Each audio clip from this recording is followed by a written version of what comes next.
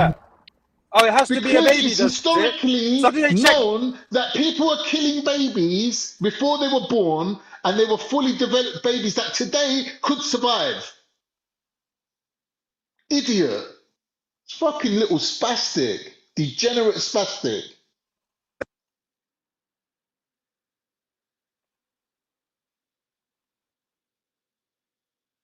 Now we're talking about grooming victims. I just wanted to bring up the case. I came across this on Sean Atwood's channel that, you know, some of the victims have had children to the rapists of the grooming gangs. Yeah, I've seen that.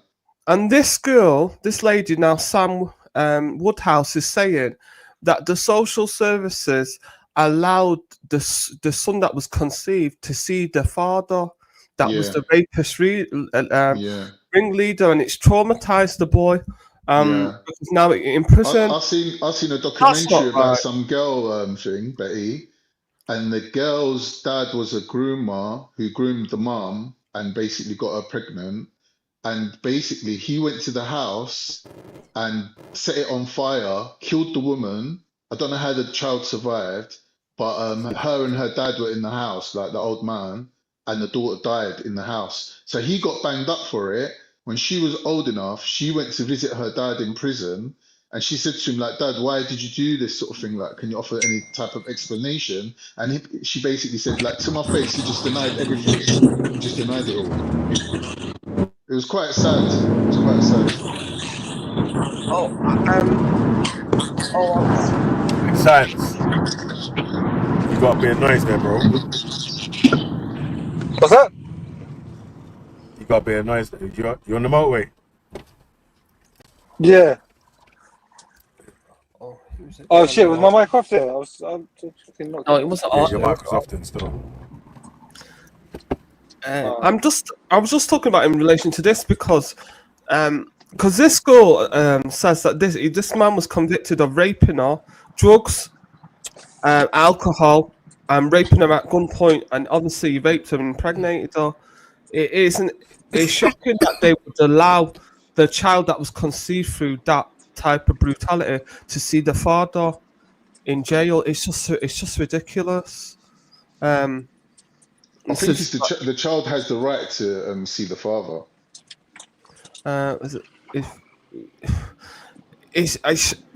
You know what? The child shouldn't be allowed to see the father until No, the but child. it's the child's right. It's not the father's right to see the child. It's the child's right to see the father. So if the child wants to,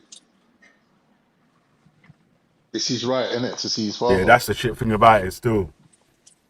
That's the actual shit thing about the situation. That's the law, if the innit? child wants to see the father, then It basically says that Rotherham Council offered him to apply for parental rights over my child, even though he was sentenced to 35 years. Wait, what are we talking about now? Are we talking about the grooming victim? She got raped at gunpoint and drugged and Wait, which fingered. one? Who are we The talking about? 14-year-old Sam. She's grooming victim from Rotherham. This lady Rotherham. She works for Tom Robertson and that now, innit? Oh, I don't know. Woodhouse, yeah. Was she one of the ones in the video that he done about it? Was she one of those ones? No, that was. Nah, she didn't used to work with him before, innit? But she just started working with him recently. Oh, right. But it's just this is what I mean. Like when you can be the man that raped this woman at gunpoint as well at 14. That's mad. Yeah, first attack, and you got parental rights. This country. Yeah, that's ridiculous. Parental rights. Come on, man. There's man that don't see their Obviously, kids in this country and never if the child rape. wants to see the dad, that's a different argument. Like, Yeah, but man, but like, yeah, but even then, what? Encouraging Even the the dude child, to try and like- get parental rights is a bit mad, isn't it? Yeah, I don't think they should be allowed personally, but like you said, it's to do with the rights of the child. That's that's a different way of looking at it. I think it's the But even the child, like the child must be informed. You know what's gonna happen, of yeah? human rights It's like or the something more like you that. push someone away from something, yeah, it's like the more they'll be sort of attracted to it and want to go near it. And sometimes you sort of have to let someone like what happened. I thought calm was when the girl went to visit her dad. The dad was she ended up not liking the dad anyway. Yeah, because he was just lying to her face. Good. She goes, I don't know if he was ashamed or what, but he was just lying to my face that he never done it. He never done it. But he's just been convicted, banged up for 30 years for that crime. And he's sitting there going, I never done it. They stitched me up. 30 years? That's madness. He's saying it weren't him that burnt the He done house. 30 years. When did it happen? He burnt the house down, burnt the house, innit? didn't burn It the happened house 20 down. years ago. And the people A lot died. of these grooming things happened 20 years ago.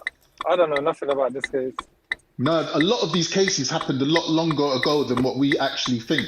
Because we've been talking about it for the last 5 years. But a lot of these cases happened about 20 years ago. I thought they were all in the last 5-10 years, to be honest. Yeah, you would think that. You would think that because you'd think that as soon as it happens and it's brought to light and it becomes a story and everyone's like, what the fuck's going on? But really, that's not the case. The case is the police ignored it, covered it up, and only when them girls were old enough to actually raise the alarm themselves and say, look what happened to us, then it kind of got a bit of a story behind it. But like they were little children. They were like 12 years old. Imagine they were 11, 12 years old. They had to grow up until they were like 18 before they could actually speak up and say, look what the fuck's happening to us. And the police are ignoring it. Like, it took years for it to be brought to light. Because they were just little kids and like even the police was like ignoring them, literally ignoring them. Like they were explaining stories about they would go to the police and explain it. That's And why the police them would, public services actually matter. Things like, you see, like, yeah, exactly. like the youth services and all them sort of bits and pieces. No, but here's because the thing those though, are Veli. What's places. very important. Wait, hold on. But those are places where those are adults that the children will explain their stories to and like at least be heard in it. So if it is something serious, one of the adults, like a youth worker going to the police to report this incident, is going to be listened to more than, sadly, more than just a child who might be troubled and everyone says, this is so and so bad kid that's always running away, or that's so and so. Let me tie it into thingy though, Veli. That's Like always in trouble from the someone. changes that Keir Starmer and them lot brought in, right, made more convictions possible because the original framework that they were using basically gave the criminals too many get out of jail free cards, like too many clauses where, like, when the police are questioning the girls, if the girls basically are hinting that they're going to go back to their oppressors or back to their abusers, the police choose to not pursue that allegation anymore. Or if they say if they say stupid things like, he was my boyfriend, yeah, police won't pursue it anymore. They'll look at it as a domestic thing like that. So Keir Starmer said, nah, you lot are treating children like as if they're adults. You need the next framework. That's mad. Yeah, because they've been sucked into thinking that they're in a relationship with these people who are actually abusing them. But legally speaking, you can't be in a relationship with a fucking child. That's bullshit. But the police use that to basically lighten their workload and do less work and just palm it off as these people are just trash and just not do nothing for them. So Keir Starmer had to change that. So now we're seeing actually even police are getting prosecuted now for being involved in this sort of shit. It's peak still, man. It's bad, bro. It's bad.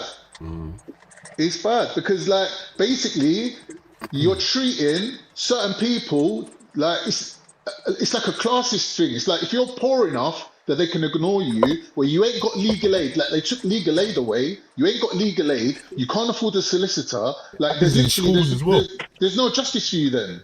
Like what country are we living in then? You're talking about British justice. If the teachers of your school, if the teachers of your child in your school determine you to be a parent that's not really gonna get involved or challenge any sort of decisions, then they won't put the sort of same efforts into your child as to others, innit? Exactly. So, it's the same. It's the same thing still, man. And you can even see that anyway if you know people who know people from this area, that area, and so and so, so and so. Yeah. If you go around to these areas or whatever, the kids that are running about causing trouble and so and so, people only give a shit about them once something bad happens, innit? Like, exactly. So, that's it. Like, but this is the thing, though. This is how it is, though. That you that got stabbed or whatever. Loads of people know that you or whatever. People been around or whatever. No one was trying to say to him, Kili and Bukasa. Yeah.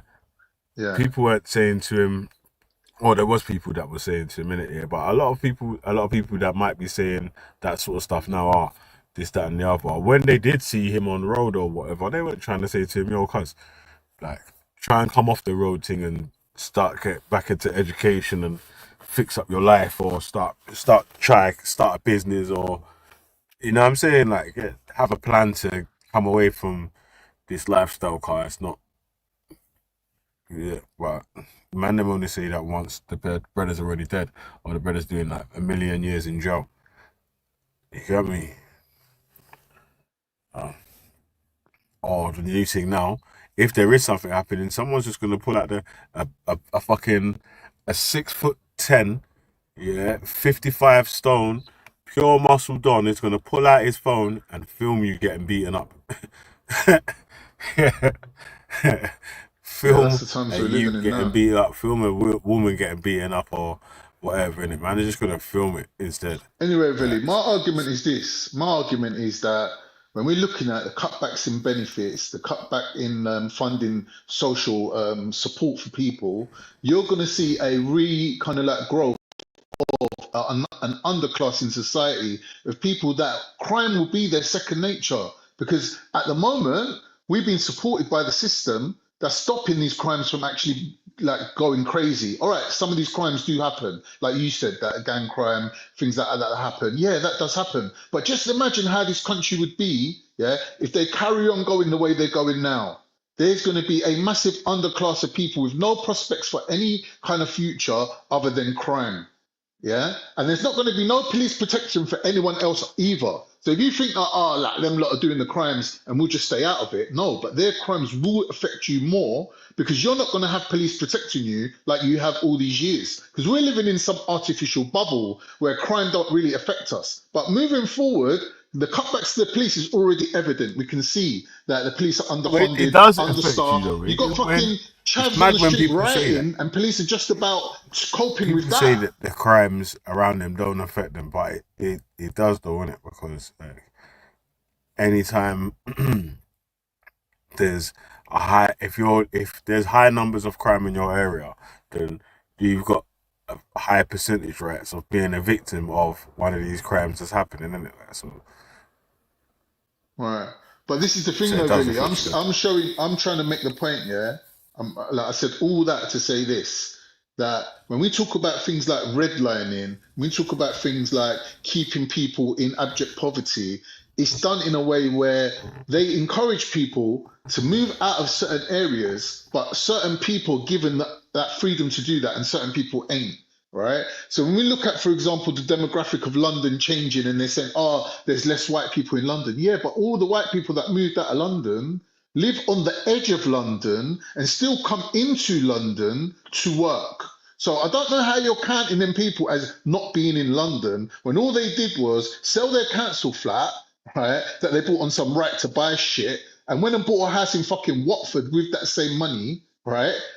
And now everyone in London is left being a foreigner, living amongst foreigners and paying Some rent people to became private millionaires from right to buy. landlords. Right. Know that That's what I'm some saying to people you. became millionaires from right to buy. Exactly. Exactly that. And they just went and bought houses in places out of London, right? So this whole thing about London's becoming more ethnic bullshit. They should move the border of London to encompass all those people that moved to just the other side of the M25. Because when you're in No, but places like the Boreham reason why Wood there's and you're telling me you ain't in London, bro, Boreham Wood, you go there, it's London, bro. no, but it's Don't the know what these birth people. rate is why there's so many non-English ethnic people being invited to the country and all that sort of stuff there, isn't it? Like, because there isn't enough birth rate of so and so. Plus Brexit, like you don't want Europeans to flipping have freedom of movement in and out. You know, so Brexit's still a weird decision. I don't get how these people. See, this is what I'm saying to you. Back to the thingy subject of redlining. Yeah, this is how this system is set up. That every borough is different. Like even if I was talking to my ex-girlfriend, right? She was a diabetic as well. We just sit down and Right, the two compare sets. how her doctor and my doctor treats us completely differently. Yeah, it was shocking, bruv. Her doctor like had some fucking the full team of diabetic nurses, medications. She was on about 25 different medications like at one point. And I was like, "Bro, I only get like one." She going, "Yeah, you need to get onto your doctor. You need to hassle them. You need to this. You need to that. You could get this if you want. You could get that if you want." So I started doing what she said and hassling my doctor, and I just realised that it was just like a brick wall that I was trying to fight against because basically the funding weren't there for it, the money weren't there for it, like it wasn't actually available, and the doctor's main job was to basically talk you out of asking for things that they can't afford to give you. So even if you ask for it, they're telling you nah. Like they're hoping you don't find out, but if you find out and you ask them for it, they're telling you no. And it's the same with schools, right? People move from area to area, and if they can afford to buy a house next to a good school, they will do that. But not everyone else, like us lot, we ain't got the fucking money to do that. I can't afford to move house just to move to the next fucking town just because the school's good. Think about this, yeah. The issue with the amount of houses being needed. So say there was only English people in England or whatever. Do you think that the government would have built enough houses for the population by now still? No, I think it would be exactly the same. I think from the elite's point of view, our skin color or our ethnicity does not make a flying bit of difference to them. What they're doing why to us are people now? blaming people coming to the country and not the people that have control of who and who can, can't, when they can, can't? Yeah, that's You know what I'm my saying? that's my question. How much houses That's my building. that's my question. That's my question. It's like when my brother went to Dagenham. He goes to me, I'm in Dagenham. I go, so what are you doing there? He goes to me, believe me, bro, everyone here is white. Everyone's white.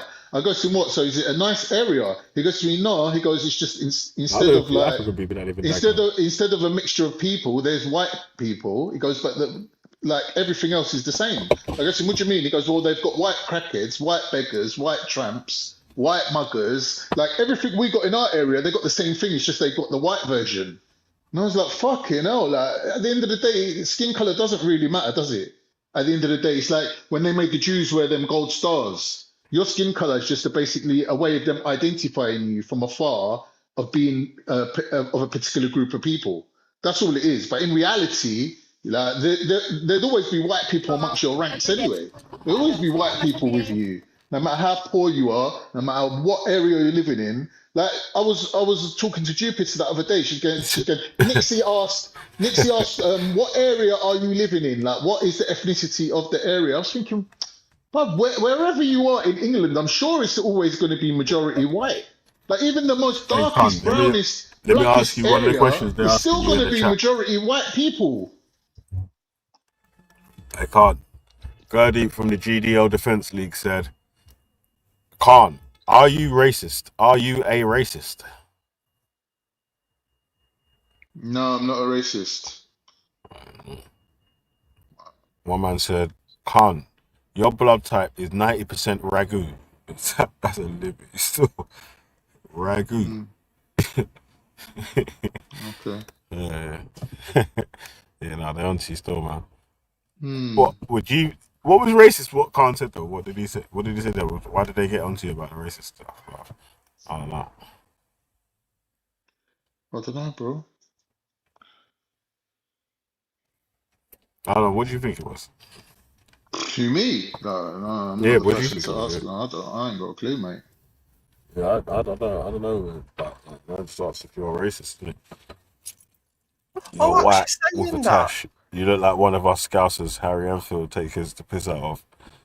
You know that Hatun Tash, did she ever come back on the scene? Did they ever find her? You know, like she does live streams. She does live streams. I don't think I've seen her in Speaker's Corner though. Oh right, okay, so she's all right then. Yeah, because last time I was watching, she, you know, she was still with it, man. Again, like, I'm not a big Hatun fan or whatever. I've never been one of the people that really stand and listen to her or whatnot. But she shouldn't be getting fucking attacked and all them sort of shits there, man. Like, god damn. You know what I'm saying? Like, especially if the shit, even if the shit is pissing you off or whatever. Like, you know what I mean? Like, supposed to be free speech. If he's offering to fucking cause you harm or whatever, and you have to defend yourself, it's different, isn't it? But Speaker's Corner is being a free speech, so no, they shouldn't be. Did they ever catch that guy that tried to stab her as well? No. Oh, he did stab her, didn't he? But yeah, exactly. I think there was one dude who got caught for planning an attempt to them, but the dude that stabbed her didn't get caught. Oh, you know what? I watched another one. There's another Christian. There's an Asian lady that saw some man. Oh, that blaze is dumb though, man. As well, man. Is it Shalili? Yeah, I think that's her name. The little one. Yeah, the little lady, the little lioness. That lady's an idiot. She's annoying as well. What did she do? I've only watched. Muslims, this is a Christian country. Go back to your Islam. See what That bothers lady. people about this country. Like there She's is no right, real though. reason. There is no real reason for people to be poor in this country. There isn't. It's just the way the system's set up. Behave yourself, There ain't man. no Of real course there reason. is. There's never been The starvation. system's not There's set up never. for you to be wealthy, man. Wait. There's And never bro, been. there has, man. That's what. Listen. There's never been famine in this country. Yeah, there's never been starvation in this country.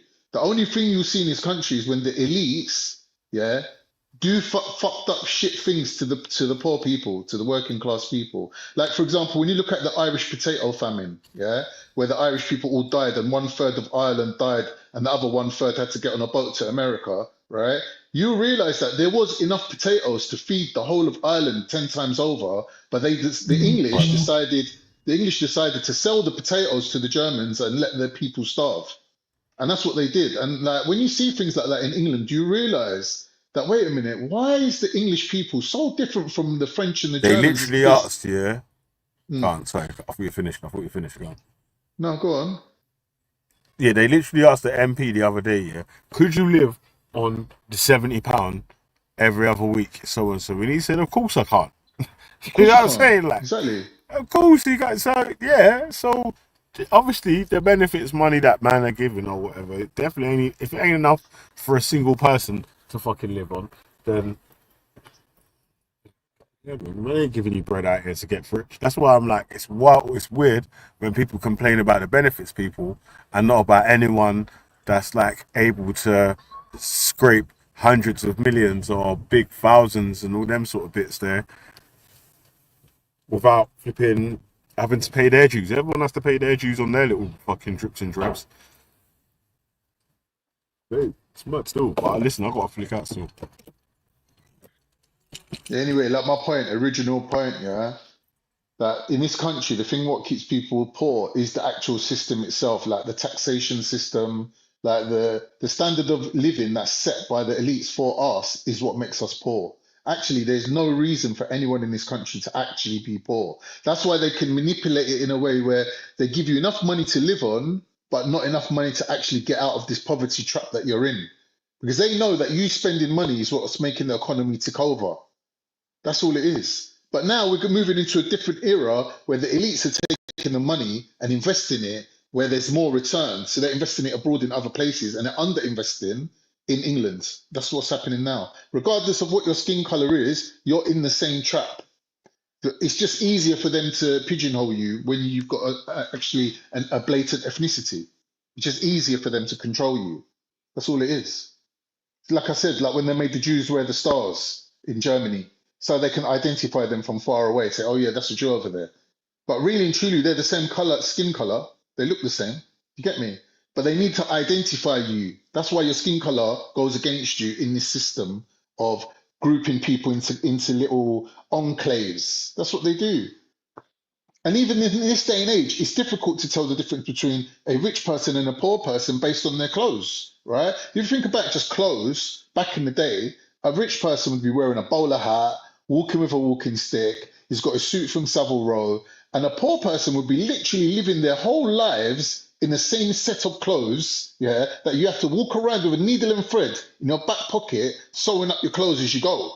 Right. So it would be quite easy to spot a person based on how rich they was just by looking at them. So like if someone knocked on your door and he had fucking old clothes on and you're telling him, all right, mate, I've got a job for you. Come in here, get up the fucking chimney, clean up my fucking chimney, and here's 2p. Like these people going door to door begging rich people for work. Like if that's not slavery, what the fuck is it, bruv? That's how the system was running back then in Oliver Twist days, isn't it? Man's were knocking on the door, like begging for work. Oh, have you got a day's labour? Oh yeah, get out in my garden, clear out my whole fucking garden for you. Here's £1. Like that's how life was back then. And what if you think it ain't going that way now? You're tripping. It's gonna go back to that.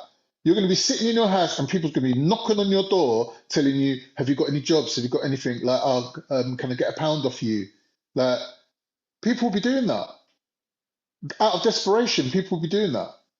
Like they won't give a fuck, and police won't be able to stop them because every fucking person will be doing that.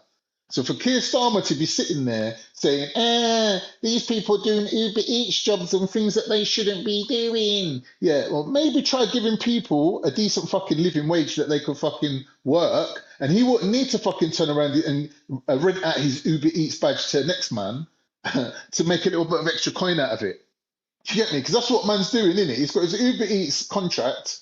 And when he's not working, on his day off, he's letting someone else do the job for him.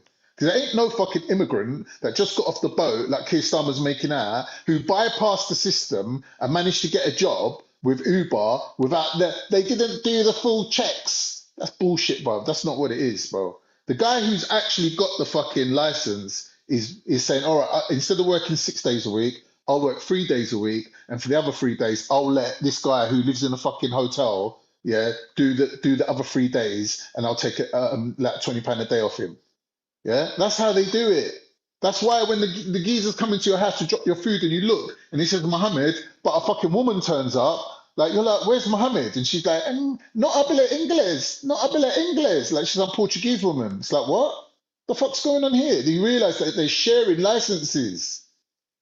You get me? But like fucking, what's his name? Keir Starmer ain't telling you that.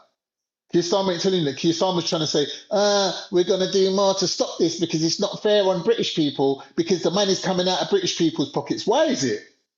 Why is the money, like if Mohammed and fucking the Portuguese woman want to share a Uber Eats license and both work that job together, how is that money coming out of British people's pockets? Explain that to me.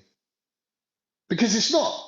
What it actually is that they've got people, 100,000 people, that they deliberately didn't process their claims for asylum, kept them in fucking hotels, gave them benefits that went to millionaires that owned the fucking hotels, and had these poor people out working for less than minimum wage. You might as well say that the country was subsidizing their wages by doing that. So Uber Eats was making bare money, giving these people minimum wage, making them work fucking 0 hours contracts, and the government was picking up the tab.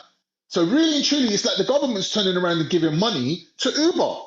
That's all that they were doing. Like, but Keir Starmer comes on and starts fucking chatting some shit about people that are coming here, immigrants are coming here, are taking money away from British people. Show me one example of how that is possible.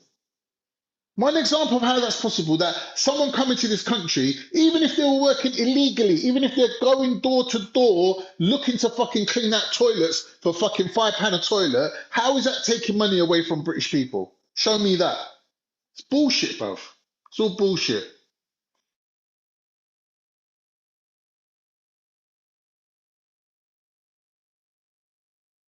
Oh, Carl's gone. Oh, I just wanted to clarify the potato farming, since we're talking about the Irish potato farming. So they're saying like 20 to 25% of the Irish population, half of it was immigration, half of it was through death. So I think it's, what is that, they're saying 1 in 3 either would die through starvation or had to emigrate.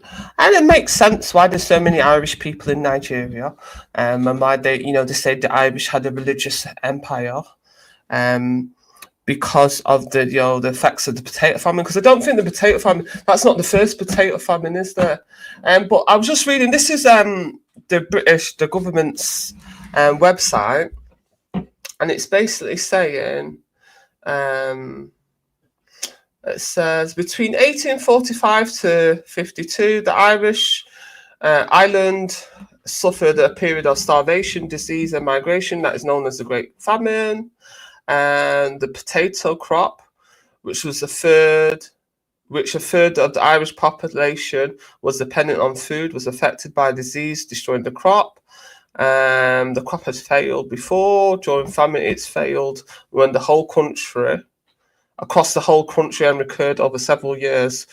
Throughout this period, large quantities of food continued to be exported, mainly to Great Britain during the Blight. So even though they had a shortage of food themselves, it was basically being exported mainly to Great Britain. So that's, now you can understand the the Irish versus the Great British beef. But that's one of the things. It's similar to what Britain did in India, didn't they? They were exporting food, and that's why the Indians had the famine in India as well, because of the British Raj was exporting their food that the Indians needed to eat. That's unfortunately, and that's why, because I was listening to one or two podcasts, and like some of the Irish people are calling that potato famine a Holocaust. I was listening to an old Irish man talking about the Irish Holocaust, and it's not for me to say whether or not it was a Holocaust or not. That's for the Irish people to tell their own story. But definitely, if you lose 1/3 of your population, that is a Holocaust, isn't it? Really, let's be honest. It's a huge effect on the population and stuff. That's why we can't. Well, I'm not saying that we still got peace in Northern Ireland, but I suppose it's one of those where obviously there's still Irish people that are fighting for a united Ireland and stuff, and I wish them well with United Ireland thing. But it's been a long time. It's been hundreds of years. When was the last time Ireland was united as a country? Does anyone know before I have to type it in? You know what I mean? You know what podcast is asking me, should I talk about the Biafra, the starving Biafra famine? Okay, so what I'm going to say, that even though I'm from the side that they call the Biafra, you have to understand the ethnic lines. It's better that the Nigerian criminal talks about that, the Igbo man. That won't be spoken about, Lumlati, because I'm not Igbo. The side of Nigeria that I come from, even though it's next to Igbo land, according to my relatives, they had food. The people that were mainly dying were Igbo people, and Amabibio, which is next door to Igbo land. They didn't have a famine. It's the Igbo people that didn't have food. Do you see what I'm saying? It's what you have to understand about the Biafra, land of the Biafra, is mainly inhabited by the Igbo, because they're one of the biggest ethnic groups in Nigeria. But the Biafra doesn't just include the Igbo, but mainly the people that were dying in the Biafra were Igbo people. So it's really for Igbo people to tell the story. Because when I speak to my relatives about the Nigerian Civil War, my mum and dad were both in Nigeria through the Nigerian Civil War. They said that they had food, but that's because they're not Igbo. They're Efik and Abibio, and even though I think the second guy, Philip Efyong, he is an Abibio man. I'm not 100%. I can't find any evidence to say that Kwaibom and Cross River State were suffering from famine. It seems to be the Igbos that were suffering from famine.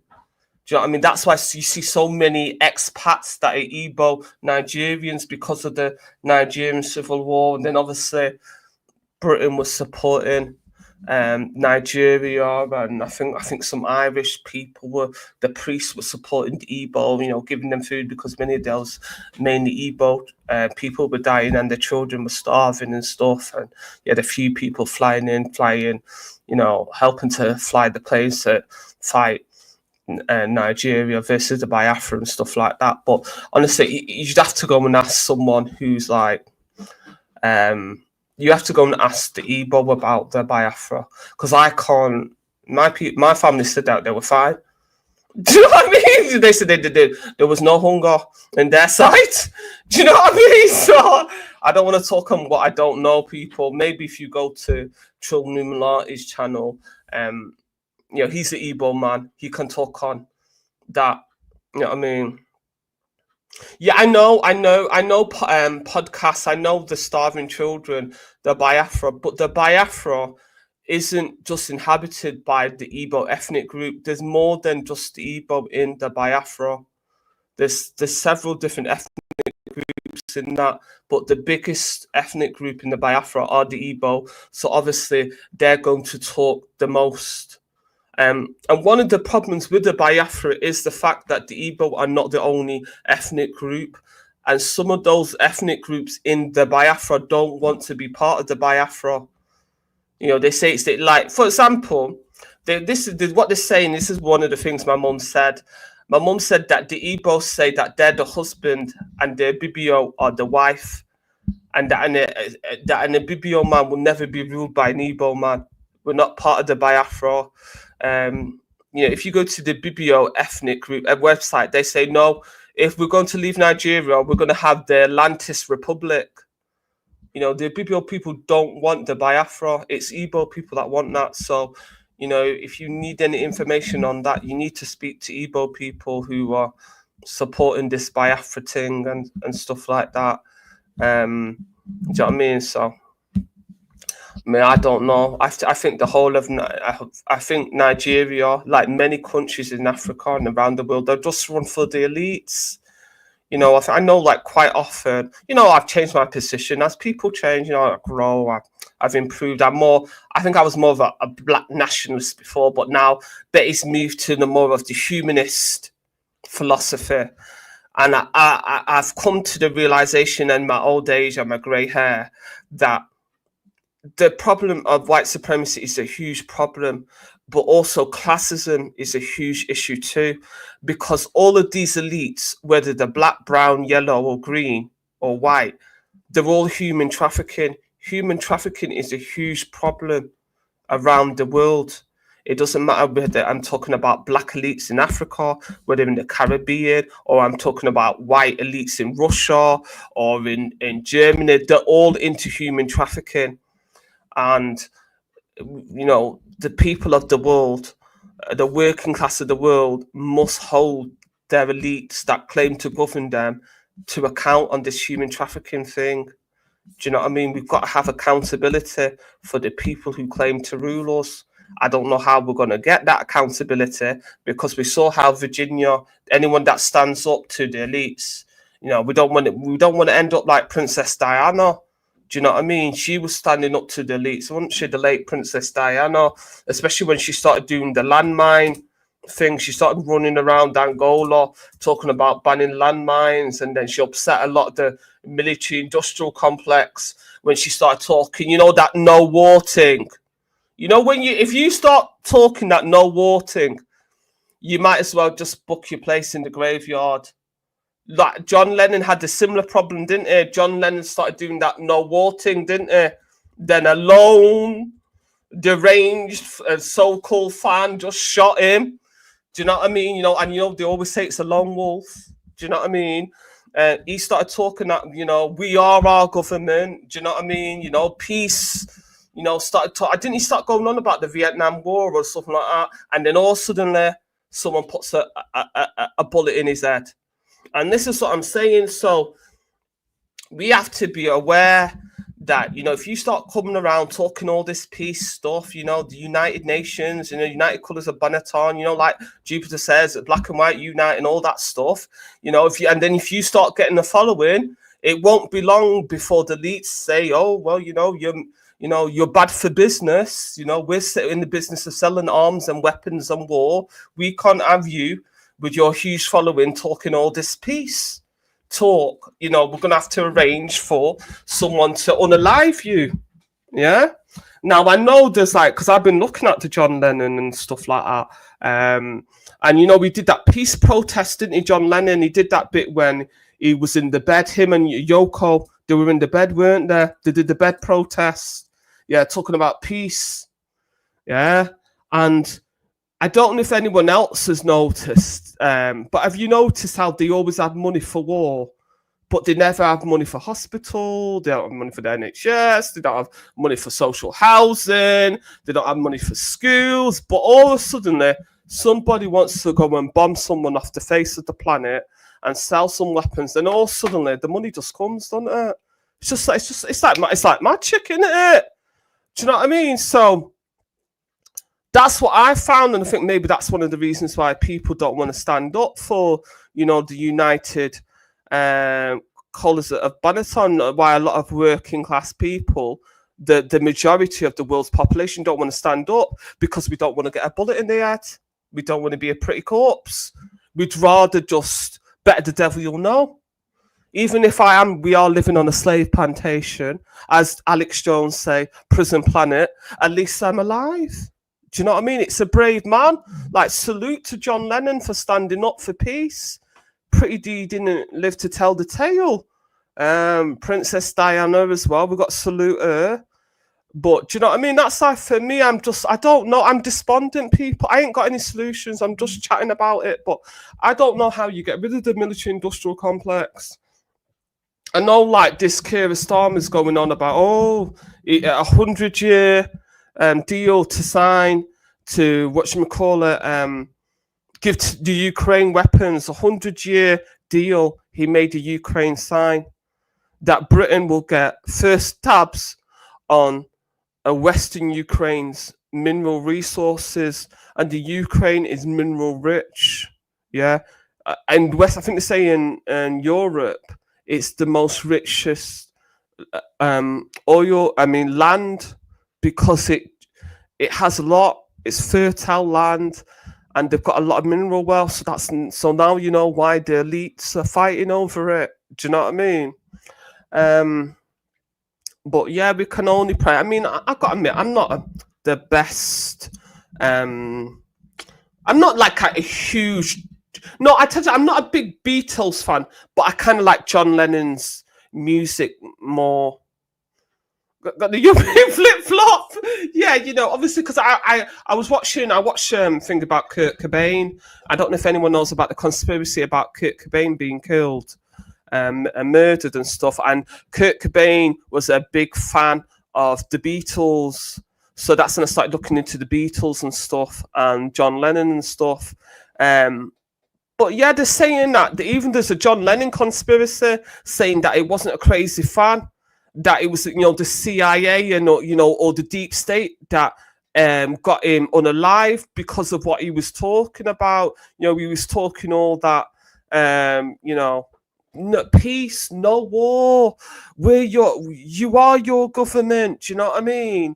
And Martin Luther King was saying the same thing, wasn't he? He did the same thing as well, didn't he? He started talking black and white, unite. You know, you do not judge a man on the colour of his skin, but the context of his character. And what happened to him? They unalived him as well, and said it was a lone gunman. John F. Kennedy was going to give civil rights to black people in America, and lo and behold, a lone madman unalived him too. It's just like anybody that sort of wants to make any sort of, you know, move towards human rights for all human beings of the planet, all suddenly gets unalived.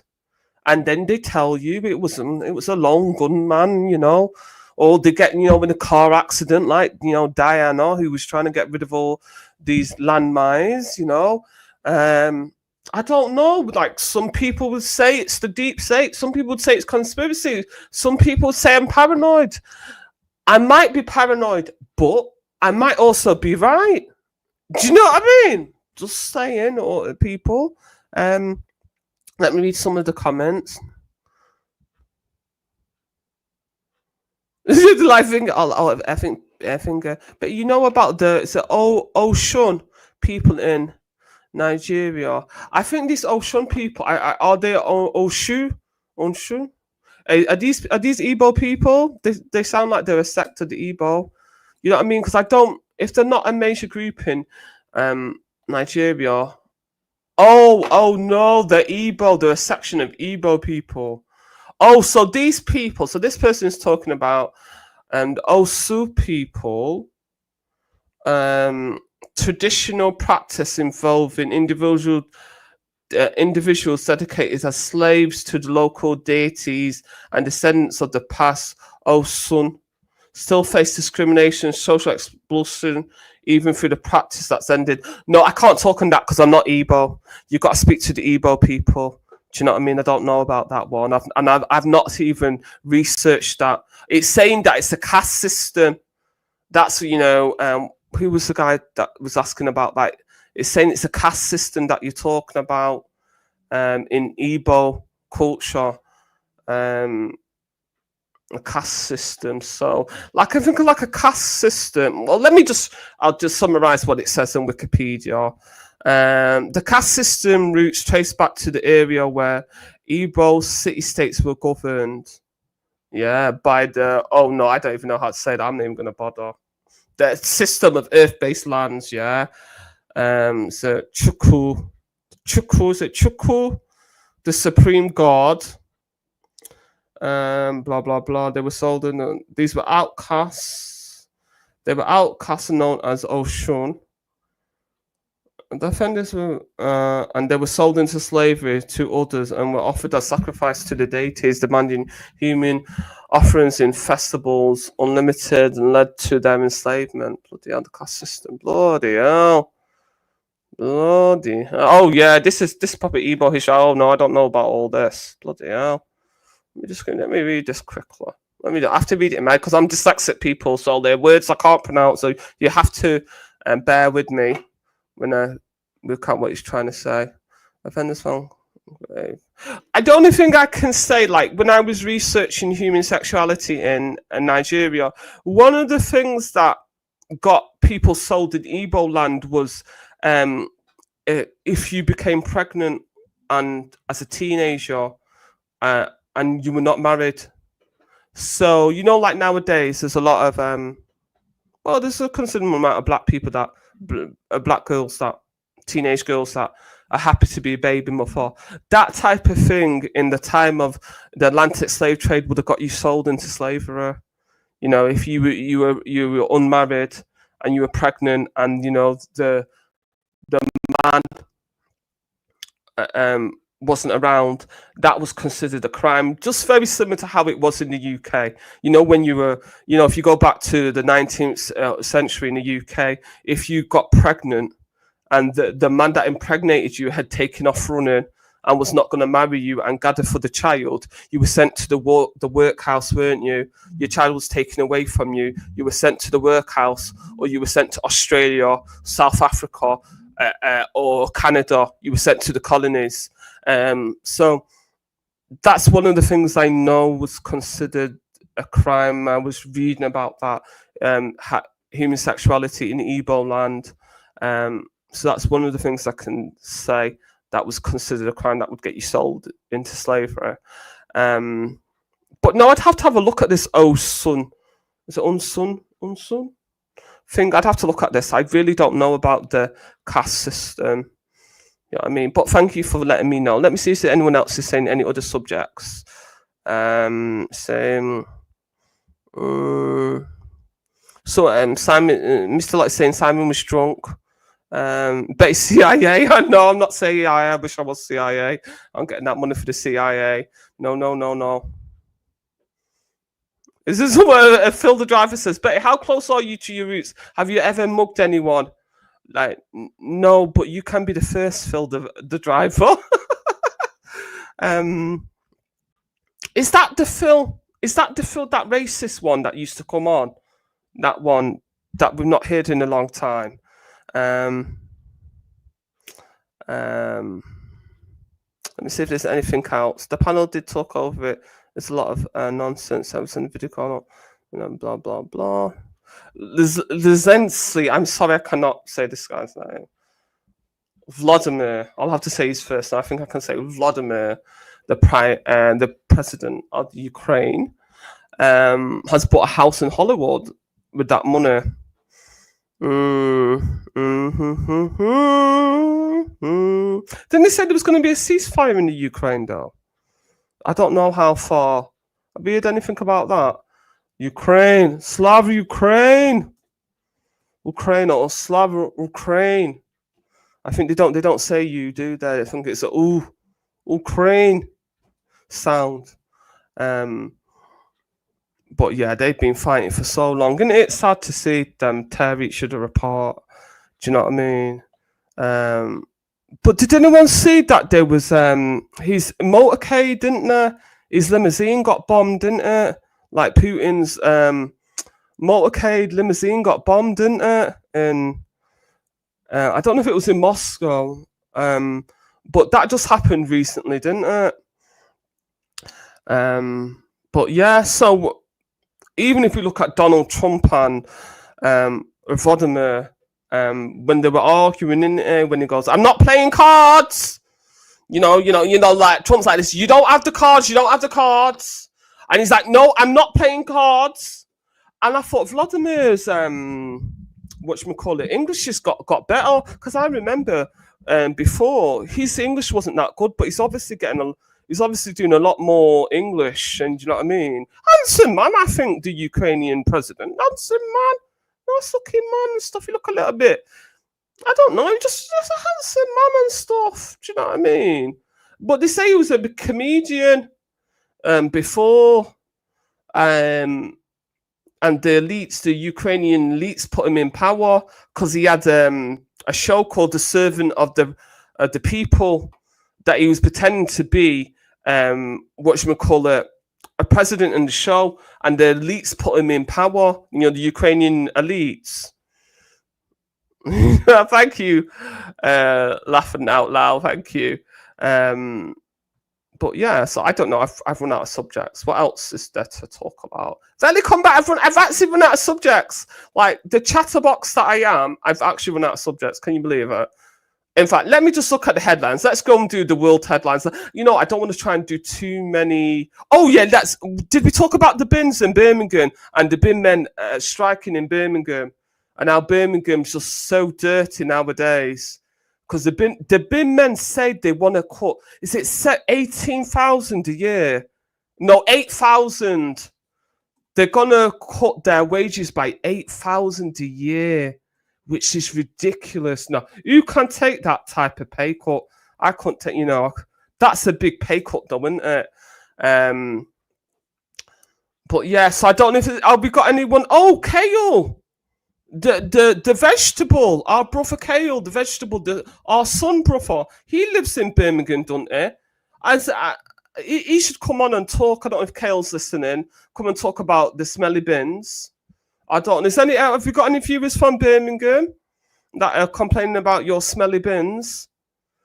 They said this dispute's been going on since, I think it's the beginning of the year, isn't there? But I saw some agency workers coming on to try and do the bins, but then obviously the people at the pickets were stopping them from coming in to do the work. But Birmingham Council is actually also in financial trouble, isn't it? I think it's seeking a government bailout, because it's the actual whole local government in Birmingham's actually in financial problems. But I think from what I remember, didn't they have a dispute with the bin lady? Do you remember the bin ladies and the dinner ladies? This is what happened was, I remember a few years ago, they were not paying the dinner ladies and the women, that the cleaners, the same rate that they were paying the bin men. So those ladies took it to court, didn't they? For sex discrimination, and demanded back payment for it, because they said it was comparable work. Being, in the business of cleaning, which is true, it is in the business of cleaning and stuff. And I think Birmingham Council lost that lawsuit, didn't they? And they had to pay those ladies, the dinner ladies and the cleaners, back pay. I don't know if that's one of the reasons why they were, Birmingham Council is now in financial difficulty. But I definitely remember that story. I don't know if anyone else remembers that story. But in 10 years, there will be no British bin men. All the jobs that pay well for hard, dirty work will be done at minimum wage with limited hours by new arrivals. Well, you might have a point there. You might have a point. I remember when I was a kid, I can still remember that. I remember the bin men they didn't used to have those big plastic bins. It used to be like a black bin bag, and you used to have to put the bin bag at the back of the house, and the bin men would walk around the back of your house and take the bin bag. But then all of a sudden it started to get more automation, and then the council came with these big plastic bins, and then you would put it in your bin, in the plastic bin, and then the bin men, and you're supposed to roll your bin to the edge of the street, the edge of the driveway, and the bin men just pull the bin put it on the machine, and then the machine tucks the rubbish in. But I don't know what happens when they take that, dust, the bin, the bin van to the, I don't know, what did they call it? What did they call those places when the bin men drop off all the rubbish? You know what I mean? I don't know what happens then, but I do remember when they used to actually carry the bin back, but now it's all in those big plastic bins, isn't it?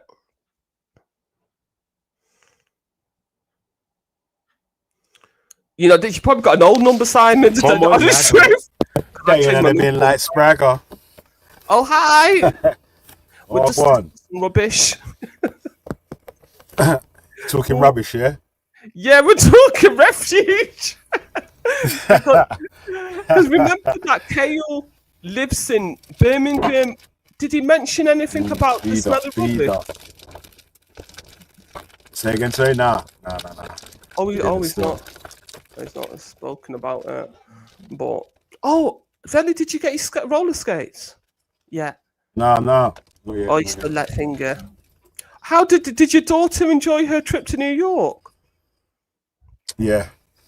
Oh, she had a good time. New York, the city that don't sleep. New York.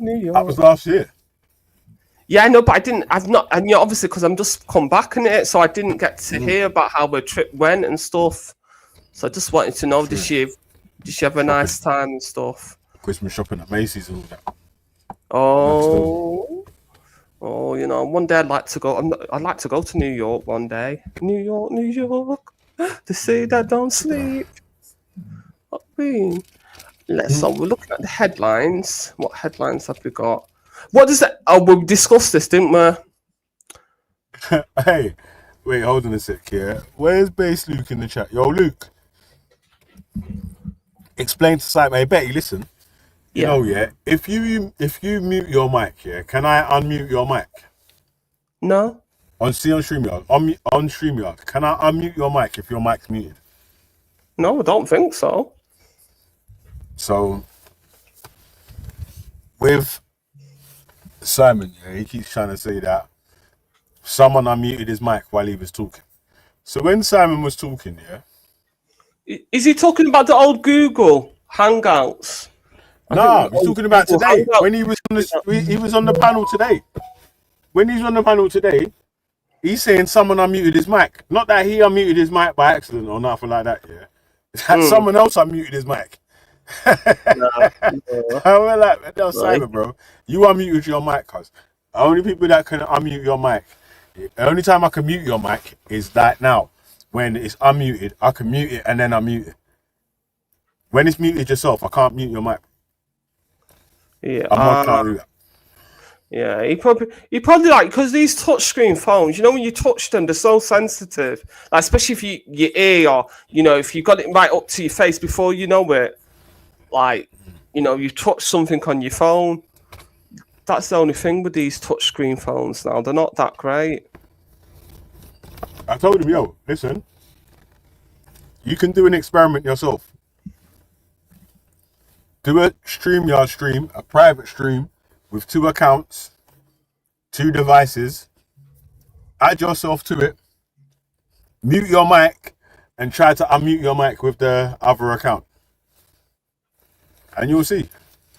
It won't let you do it, so. Yeah, maybe he'll give it a try and stuff. But yeah, because he was talking, and we were trying to talk, and all we could hear was this whole conversation. I think them man have been trolling him so hard lately, or for so long, that man just getting super paranoid about stuff, innit? So you feel like, you feel like people are against you when they're not. People are with you when they're not. It's not mad, isn't it?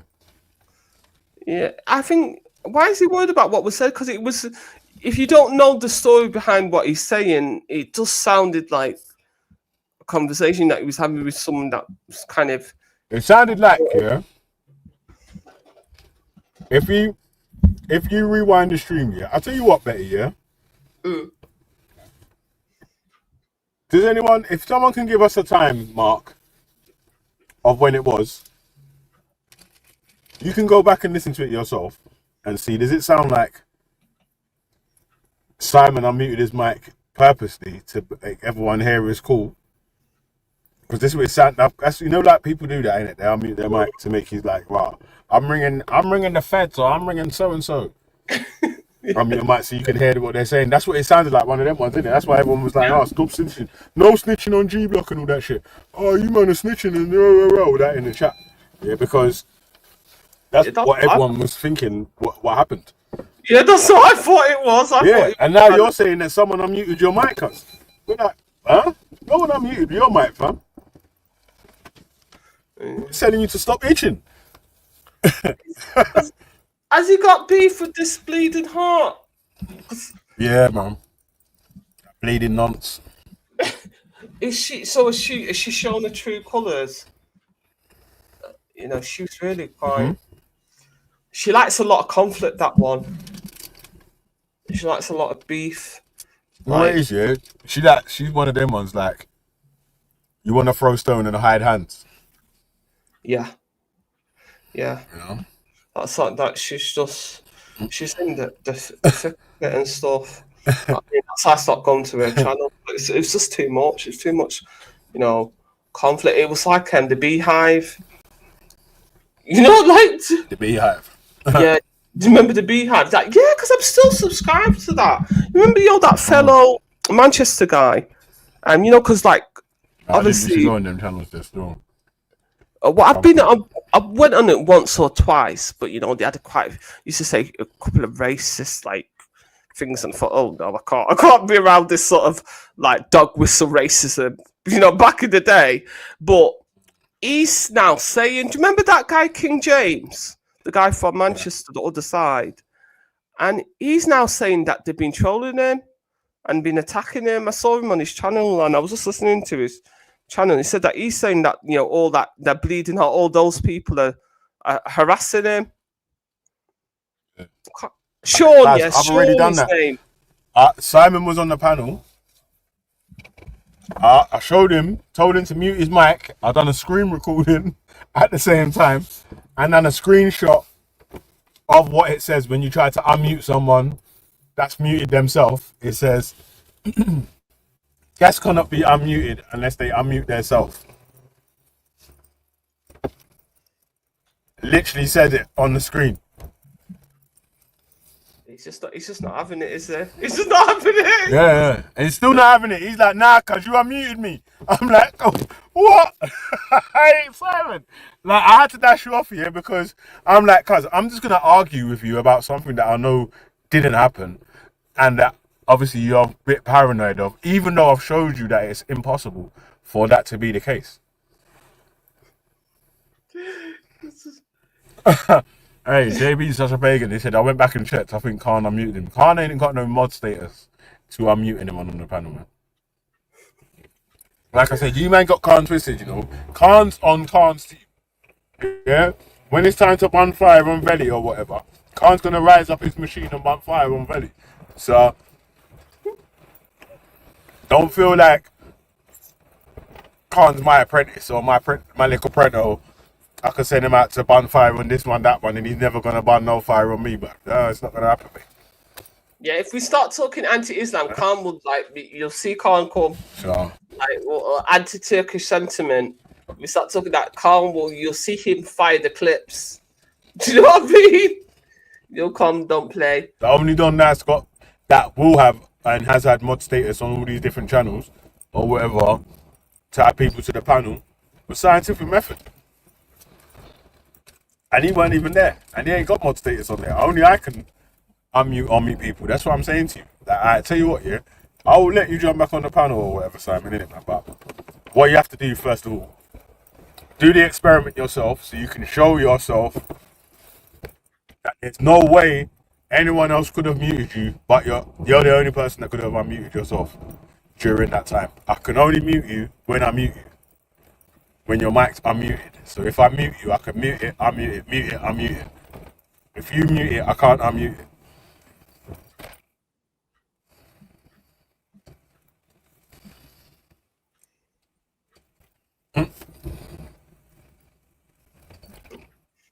She said, Simon, Oh, Pauline is saying Birmingham Council have not produced audit accounts for 4 years. That means collecting council tax illegally. No accounts, no payment. Oh, bloody hell. No wonder they're in trouble then. Yeah, you know what's really bad for Birmingham Council to be in trouble, because that's the second biggest city in the UK, isn't it? Birmingham after London. I mean, so if that falls, it's a true, like, bloody hell, that might have a ricochet effect.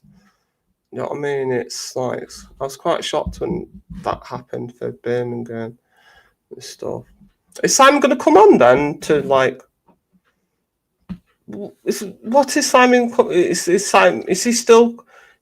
Was he trying to explain what was going on with that bleeding heart lady? No, he was saying that someone unmuted his mic purposely because it said on the screen you have been unmuted by the host. And I'm saying I can only unmute you if I muted your mic when you started the phone call. But you muted yourself, so I can't unmute you. That's where the cross wires is happening. So okay. He's saying someone's unmuted him, and I'm saying if you muted yourself first of all, it's impossible for someone to mute you. It's only possible for someone to mute you, unmute you, when I've muted you in the first place. So when I did mute you was in your phone call. While your phone call was happening and you was unmuted, yeah, I jumped on and muted you. Betty was about to play another video or something. I quickly jumped on, unmuted you. Betty and Ghost carried on speaking about whatever they was talking about.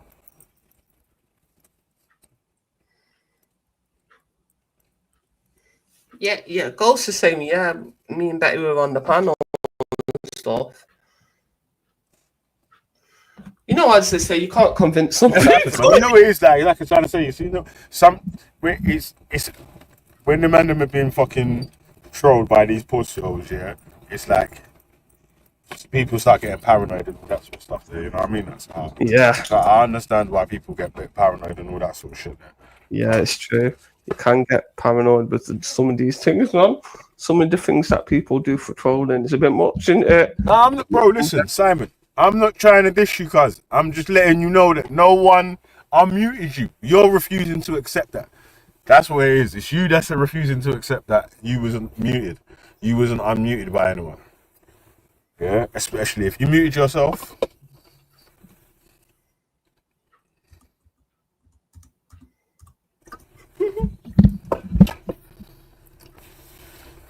It was both of them, they were laughing. If any shit, there would be a homo boycott. You're a dickhead.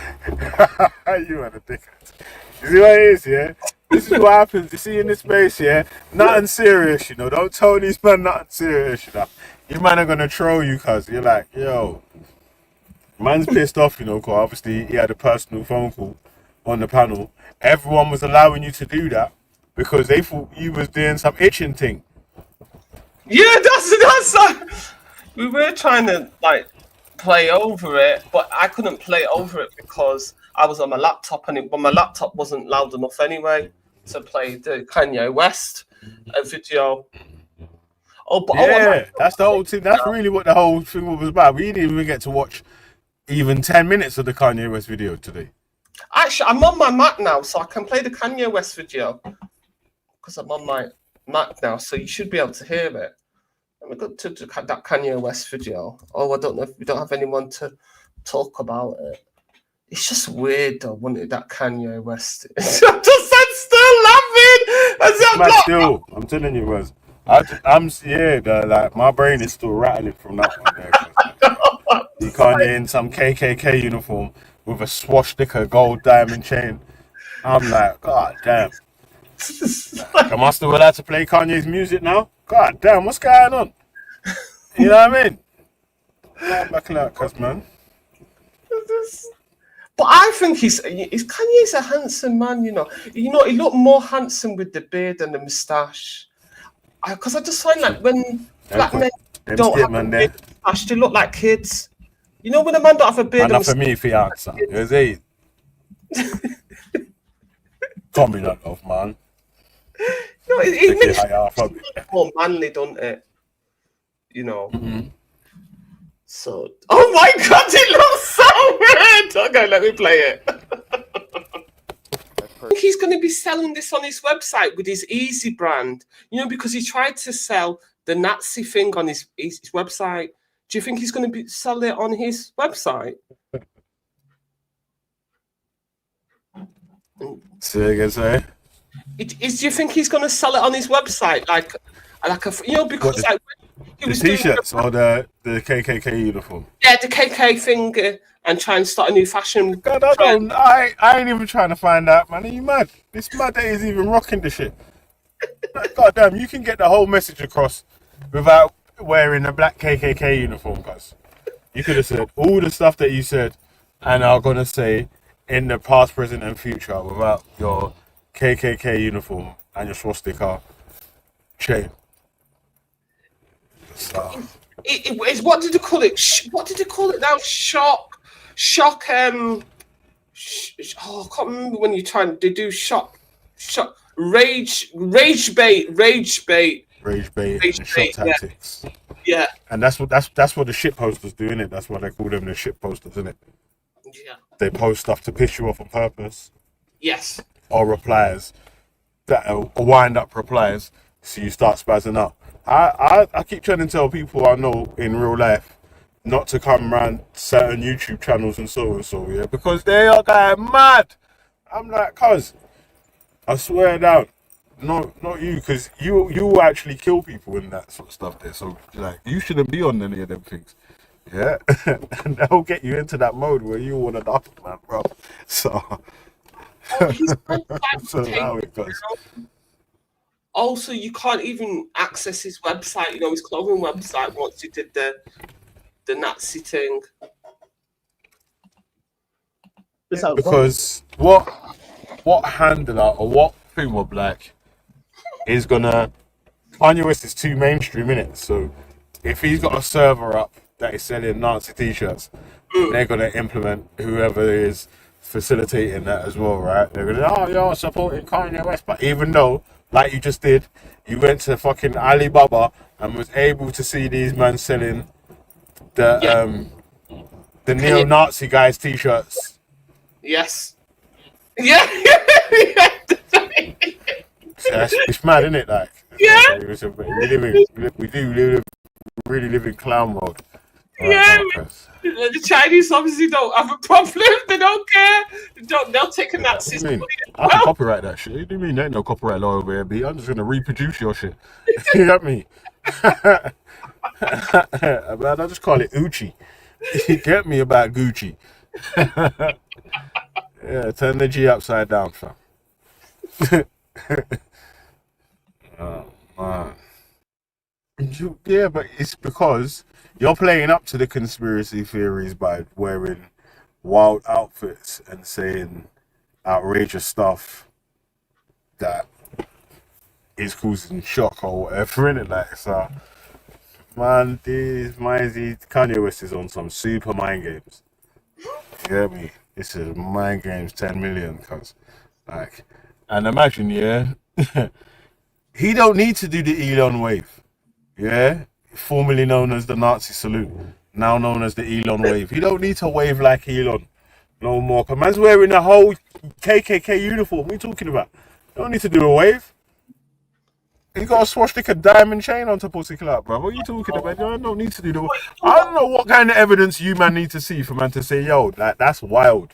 Yeah, like that's what I'm trying to say, cuz you're trying to say like, right, the man's gonna be wearing the whole KKK uniform, do the Elon wave, and man's gonna be like, I don't know if he's racist, I actually don't know, you know. Well, it might have been. It might have been, I'm not too sure. We gotta see more evidence. We need to see more. We need to see his membership to see if he's definitely really KKK or if it's just a, you know what I'm saying? Like, god damn, he's good, man. Anyway, about But he's proven that point, you know, because, like he said, he's not being cancelled because the guy's all over the media. They're saying they're cancelling him, but like all these media outlets have put him on there, you know, started writing about him. that shows you the power of a billionaire. I was about to say millionaire. Kanye West said he's uncancelled. Listen, Kanye West is playing extreme mind games, yeah, level 30, while saying you can't cancel me, bruv. I don't matter what I do, you can't cancel me, innit? Like, so just shut your mouth, bruv. Like, I'll diss the man them that even brought me in. Yeah, how you mean? Oh, that's true. Someone's saying Madonna used to do shock factor as well, and that turned into one. Yeah, that's true. Madonna did. Yeah, she did that, a lot of that as well, didn't she? I don't know if she did it this bad, but yeah, she did that sex book and all that other stuff that she was doing. Sorry, yeah. Before you go, bro, Simon, go and do the experiment yourself, because you're sounding mad still. Like you're not willing to check yourself whether anyone can unmute you while you're muted yourself or whatever. We literally showed you the picture on the screen that says can't unmute guest that's muted themselves or whatever. Like it comes up on the host's tab at the top. Anyone that has StreamYard hosting a panel knows that you can't unmute someone that's muted themselves. You can only unmute someone whose mic's muted and you've muted them yourself, innit? So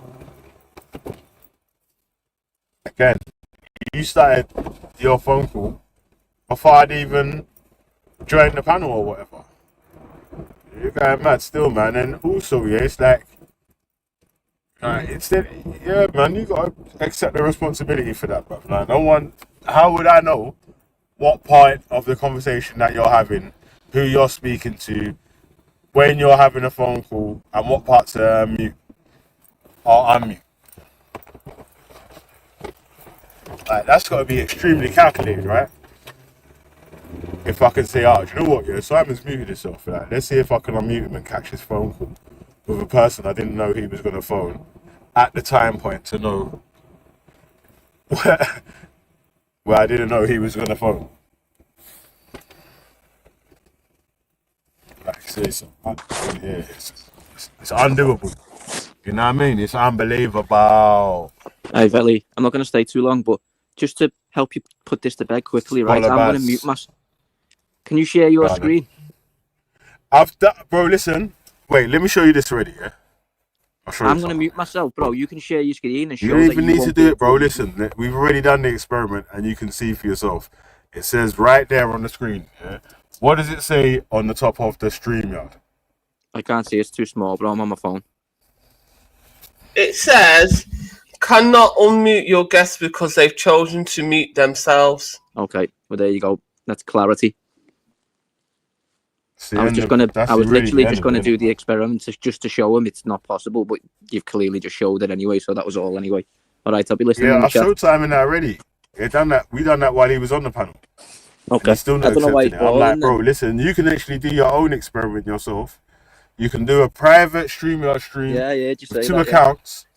Try to unmute yourself and see what it says at the top of the stream yourself on your own screen. It's obvious, isn't it? It's a fucking. And then after that, just realize, bro, you made a mistake, man. You unmuted yourself by accident, innit?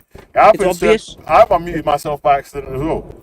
If I mute myself, I thought I was muted and been chatting shit in the background or whatever, and I won't even know me. I'm like, oh shit, I'm on mute. But people hear me chatting.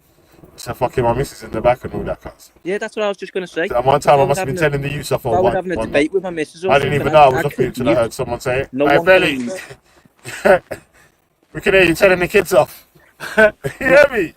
And also, he's had a couple of other people who host panels regularly. Luke confirmed it. Ghost confirmed it. They do panels regularly, pretty much daily. So nah, you can't do that still. On Google Hangouts before, you could turn on man's camera, unmute man's mic, all that. Yeah. So bare times people have turned on people's camera while they thought they was all relaxed. No makeup on, chilling, so and so. Bang! Your camera comes on and you're just there in the fingerbob with fucking cornflakes in your teeth and all that. You know what I'm saying? That it's supposed to be clear. So if it was Google Hangouts, maybe, but on StreamYards you can't do that, cause. All right. Well, I was just trying to help you add clarity anyway. I'm going to jump back in the chat. Later. All right, big up, big up. I want to just Yeah, I man. know It's we like have a there's so little many bit of different time. I want- coincidences to go with that. It's that without man has to guess who you're speaking to, the timestamp of when to unmute it, loads of different things that have to line up for a man to have unmuted it. That's impossible. How about I don't even know the people you're speaking to. You know what I'm saying? That true stories. When I click back on, yeah, but I heard girls say no snitching on the G block. Yeah, because so as far as I was concerned, you unmuted your mic to ring the feds. And then you muted you guys, you know? That for me was the bit where I thought, you idiot. Like when he said, I don't know anyone that hasn't gotten into altercation with their girl. Brother, look, if that was an altercation, he batted back, yeah. You said when Cassie got Drape up. Yeah! And he says, I don't know anyone that just went into the altercation. Top box on kick maybes. Yeah, me. And they called him a woman beater. Well, what does he call that if that's not being a woman beater? This guy's on smoke, man. But also, I want to also point out to people, you know, Kanye's been sued by his former assistant for allegedly drugging and rape. He's got an assistant. Yeah! Kanye West. Yeah! Yeah. Shall I show you the girl? Have you not seen the video? Kanye, yeah? Lord have mercy. Yeah, there's an Oh assistant. my days. You know what's going to be mad? Yeah, soon. You're not even going to. That's why I started listening to house, innit? I'm like, you're not even going to be able to listen to any fucking music again. Every 2 seconds, like, someone else is getting accused of being a rapist, a nonce, a this, a that. But you know what I'm saying? Like, God, I'm just cutting shapes in the kitchen, listening to house instead, innit? Like, God, it's just mad. This is the girl, this is the girl that's accusing him. She was his former assistant, and her friend goes on and gives a narrative that, you know, she was at a party with 90s music was already ripped. Now 2000s music's gonna fucking be fucked. Soon, yeah, hold on. Soon, yeah, all we're gonna be able to listen to, yeah, is Bumbleclap. You know, I don't even know who we're gonna be able to listen to next. I don't even know. That's it. No, all these men got skeletons in the closet. That's why. What? Which gonna be Little Nas X. Rhymes. That's all that's gonna be left to Bumbleclap. The devil, you riding fucking horses and shit. Man said music is haram anyway. I'm not a Bumbleclap Muslim though, cuz my music's not haram for me. You get me? Music is my life. Yay!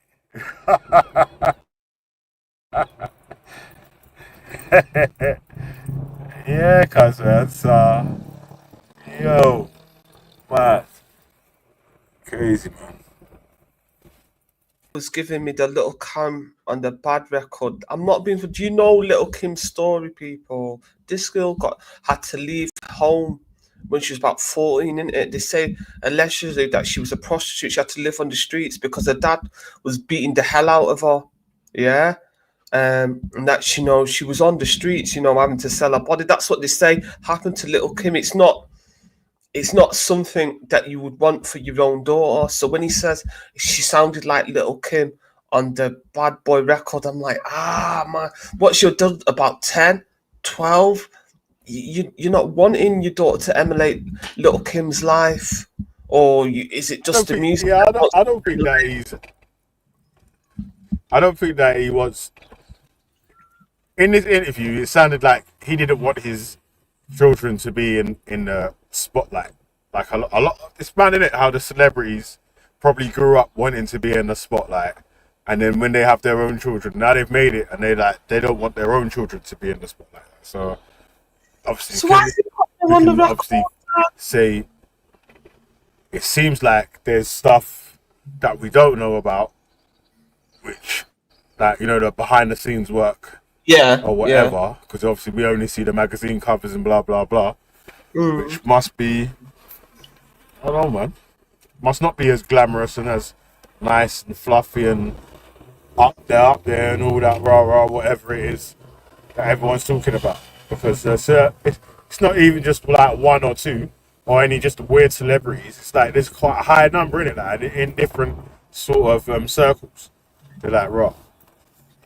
I don't want my kids to be in the spotlight, in the main limelight, all them sort of shit stuff. But why does he put? Why, if he doesn't want her to be in the spotlight, why did he put her on the record? No, he said the mum put her on, innit? And he didn't want her on. Oh, right. Is that what? Oh, Kim Kardashian's you as well, innit? Oh, and he's saying that he was trying to blame the Kim Kardashian's mum for being some fame vulture or something like that. Where yeah, she is. She's a fame whore. The whole Kardashian clan are fame whores. Let's be honest. That's how they make their money, being a fame whore. But this question is, why go with that type of woman? This is what I can't understand. Kanye, what were you doing? You know that they're fame whores. Do you know that their mama pimped them for the, she got a lot of beautiful daughters. She knows she can make a lot Kanye of West money. is acting a bit brand new with that one though, yeah, because as someone that's been listening to Kanye's tunes from time, yeah, he's been rapping about wanting to be Kim Kardashian from time. You see? How you mean, like Stacey Dashy or Kim Kardashian? How you mean? That's from fucking Gold Digger. But also, have you noticed how the women have all got a very similar voluptuous figure? Because Amber Rose had that big boobs, curvy hips, plump.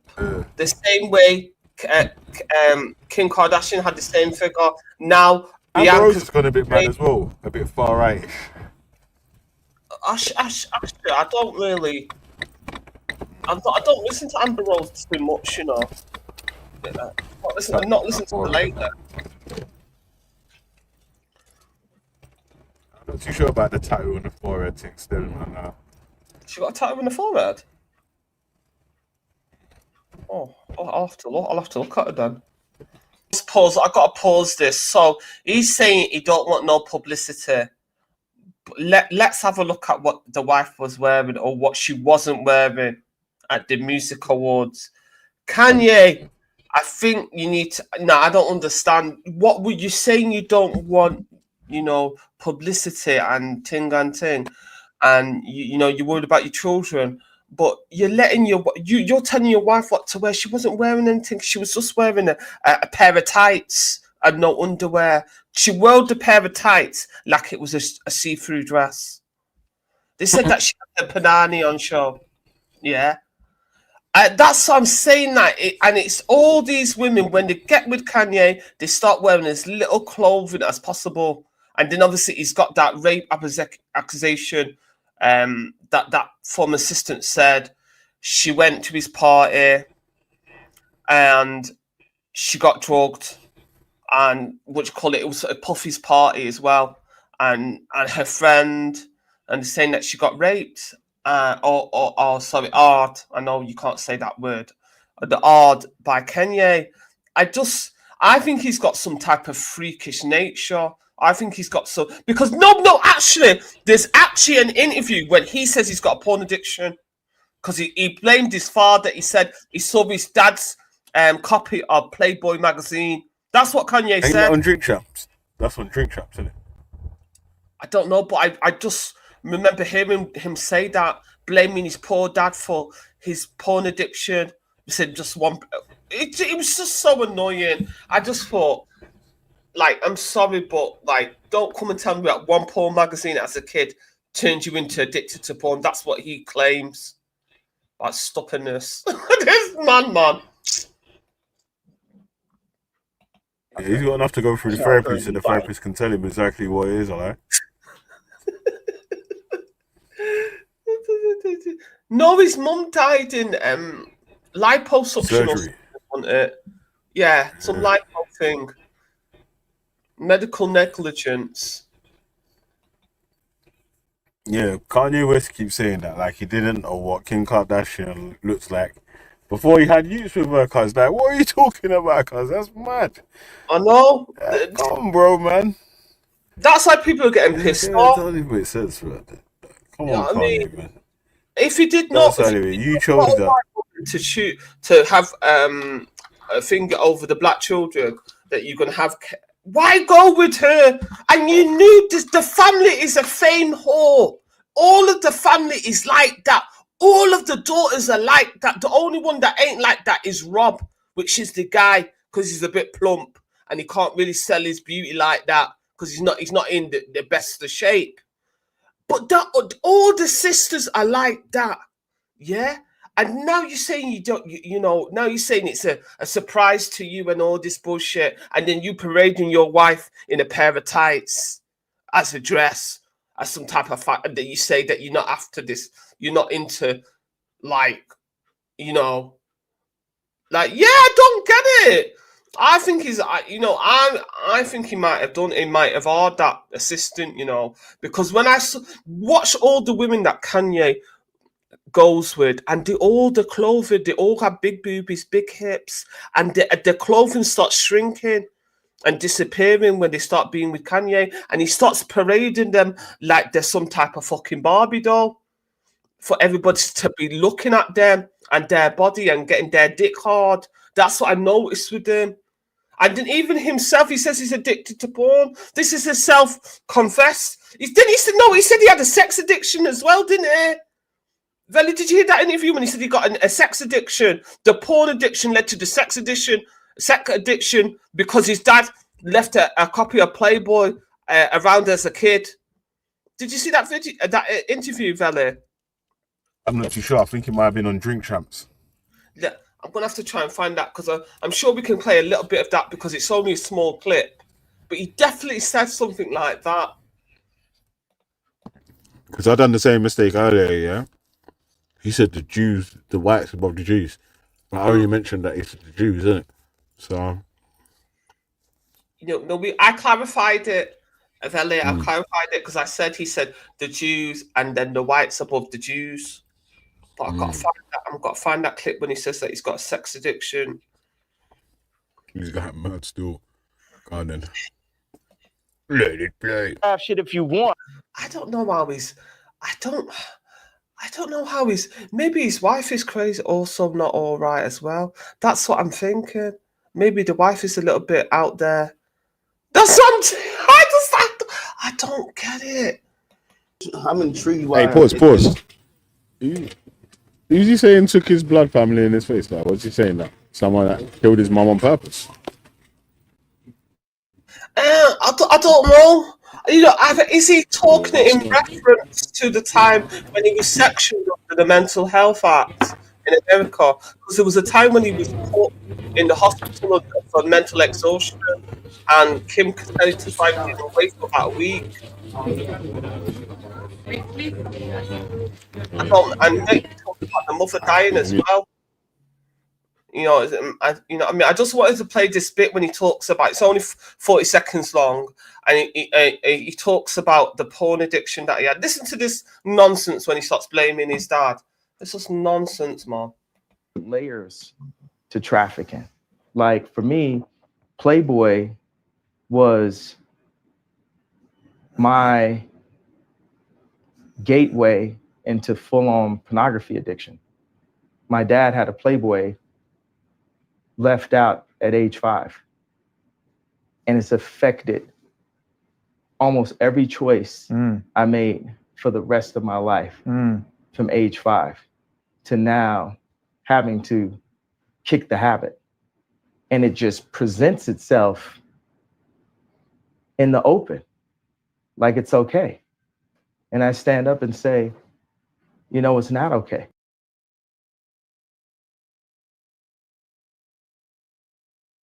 Isn't that a weak ass excuse? How many people have had parents that have had a porn magazine and they're not addicted to porn? That's and all this man. bullshit? And a man tried to say, in the chat, that he's saying that Playboy was his father. He literally said his dad left the Playboy magazine open. So if his dad was never there or wasn't there, how the fuck did he leave the Playboy magazine open in the first place? That's what I mean. It's a lame excuse. I mean, it's just a joke. This man. Like again, the messenger sometimes does matter from the message that's being portrayed, right?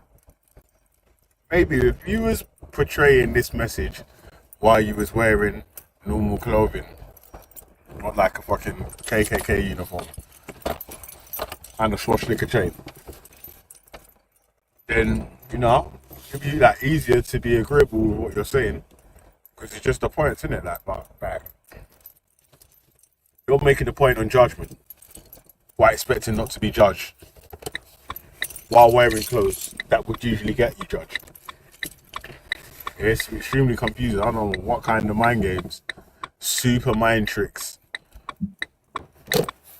that Kanye West is dealing with right now. Because I don't know if I'm getting trolled. And I don't know I think we're getting trolled. It's just, I don't know what, it's just super mind games. Extreme. So, Black Sis is saying, I do like Kanye, but I think he's pushing boundaries like a renegade. I don't agree with what he's wearing. He does push boundaries. Well, he certainly is. That one you cannot deny. And then yeah, he could have said all the stuff.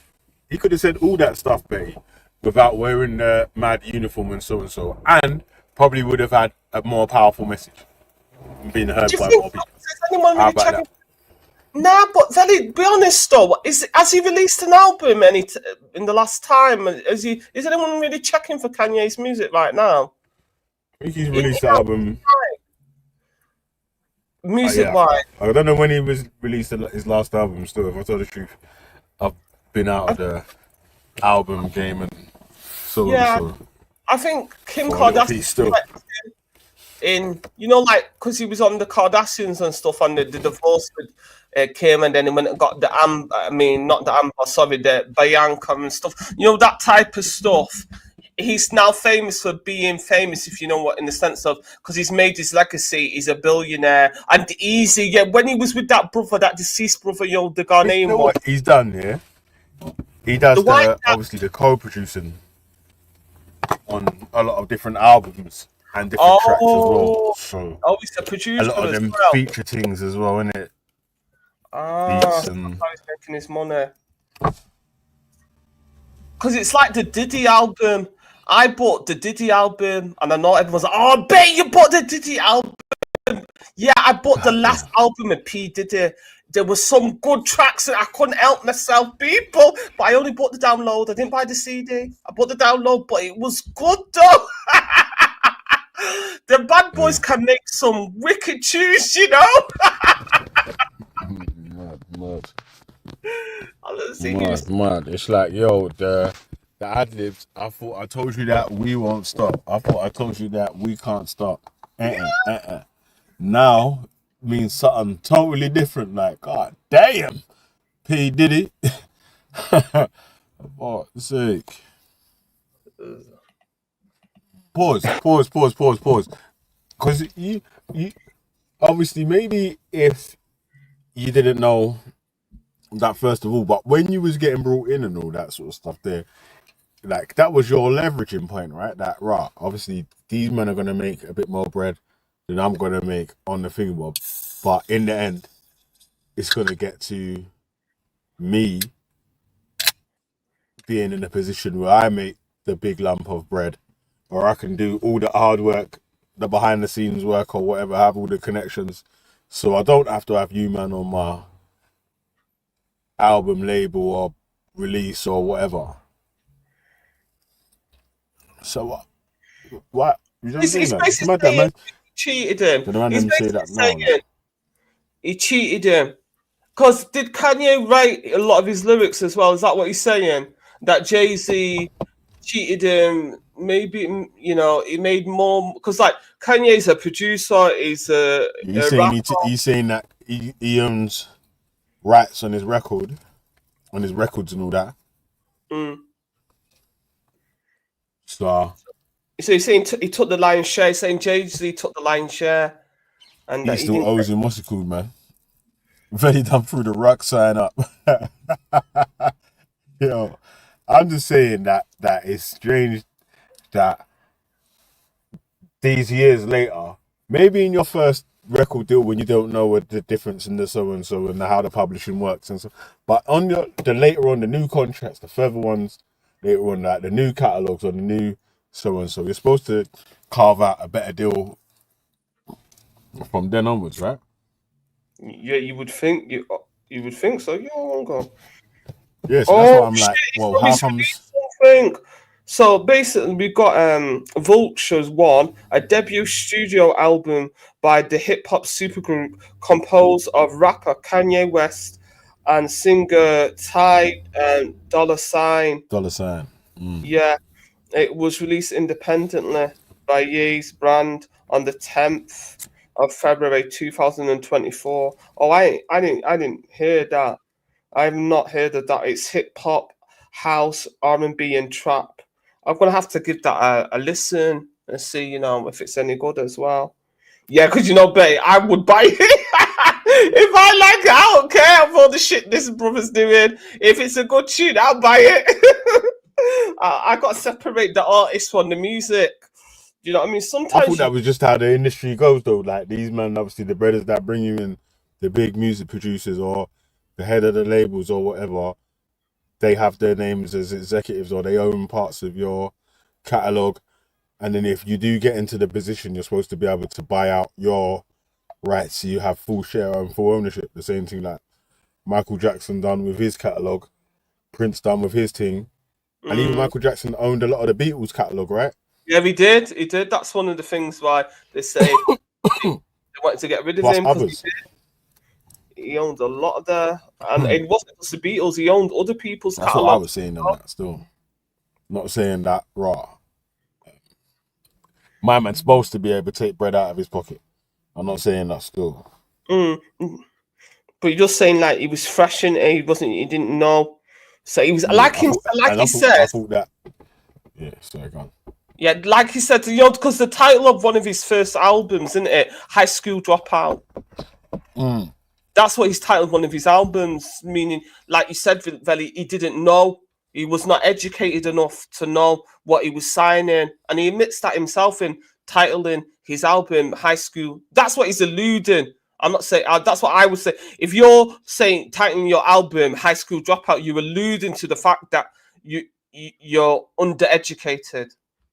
So you can get. I think it was that he had a plan for, say, that man got like a 4 or 5 album deal.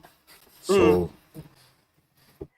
the plan was over the 4 or 5 years, it's going to be like a graduation thing in it. Like so, man gets high school dropout, then man gets college, then man gets graduation, and then so into the real world. Because one's called graduation. So it went like that, right? Yeah, one's called High School Dropout. The first one's called High School Dropout. The next one's called Late Registration, and the next one after that's called Graduation. You know, so he's evolving and talking about, you know, that Jesus is. It's actually got quite Jesus is King and Vultures too, and yeah. So I remember, on the Michael Jackson one, I remember, this bar will never come out of my head. Tommy Mottola is the devil. Yeah. And I heard Michael Jackson say that, I was like, Mum clut, yo. Yo, I want to Michael, man. It must have been my Aki. I remember when he said Tommy Mottola is the devil. Yeah, when he said they don't care about us. And I thought, yeah, big up. All I want to say is that they don't really care about us. But what's interesting, it's saying that Kanye, it said when he was making this album with Dolla $ign, it's saying that Ty they were Ty Dolla $ign. It's basically saying that when they're recording the album, finessed his bread. No, it's saying they recorded the album in Italy, but then had to relocate to Saudi Arabia for 3 months because of not being able to find someone to distribute the album. You know, because of all the shenanigans he was up to. Like, who goes to Saudi Arabia to record? Who goes to hide out? How basically all these people work in different companies or whatever, but if they plan to, they can shadow ban. Yes. Or they can make sure that you don't get no deals, because they'll phone each other saying, yo, make sure you don't sign my man. Look at what happened Make to sure you don't Wiley. do deals with my man. That's mad still. Do you remember when Wiley went on his he got accused of So anti-Semitism? that is why you see, like the independents, the independent game in the UK is going the same way. It's like, right, the independents got a glass ceiling that they can get to on an independent level before you have to either take some big distribution deal or fully sign up or whatever. Do you know what I'm saying? Like, because it's only far it's like you can only grow it to a certain level or whatever. Like, yeah, you can get a couple of hit songs and this, that, and the other, yeah, but you can't have a sustained artist that's just continuously independent on this independent thing until the independent man them are able to make the right connections within the UK music industry and within the international side of the industry, because all these new artists that you hear of are not actually new artists. They're like was doing well on the independent thing, and then the big companies took them up and carried them over to the mainstream. Do you know what I'm saying? Like, so the independent label or the independent thing, like the people that actually do go out there and actually find raw talent, still not really getting their flowers for the hard work that they're putting in. That's what happened to Nirvana. They were signed to Hey, you know what Gunnar Jacob said, yeah? He said, Belly, if you mark MJ again, I'm going after Ozzy Osbourne, your countryman. Man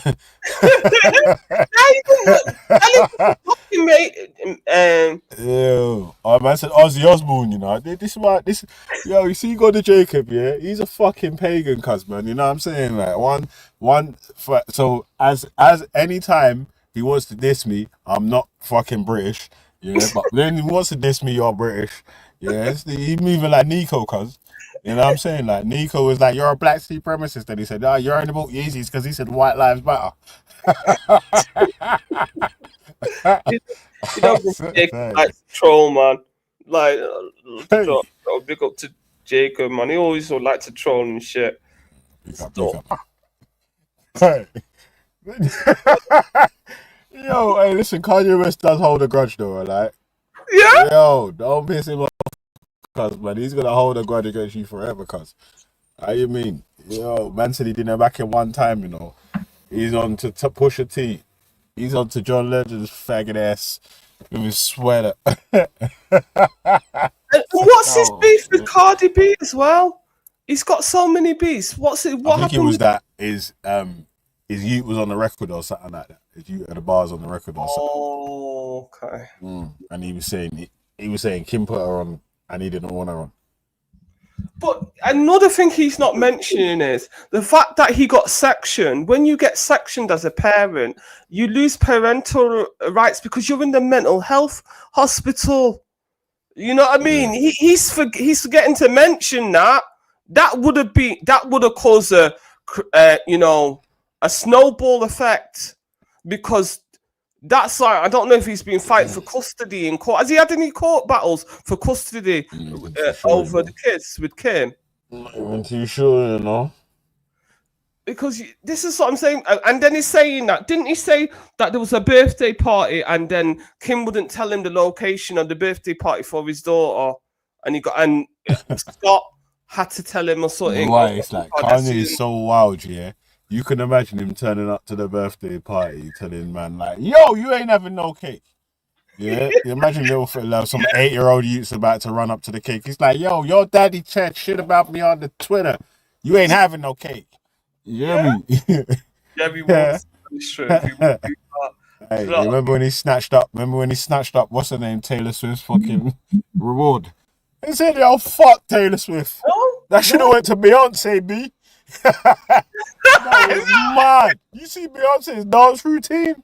Yo, you know what I'm saying, fam? Like, dash for Taylor Swift, man, and rise up Beyonce.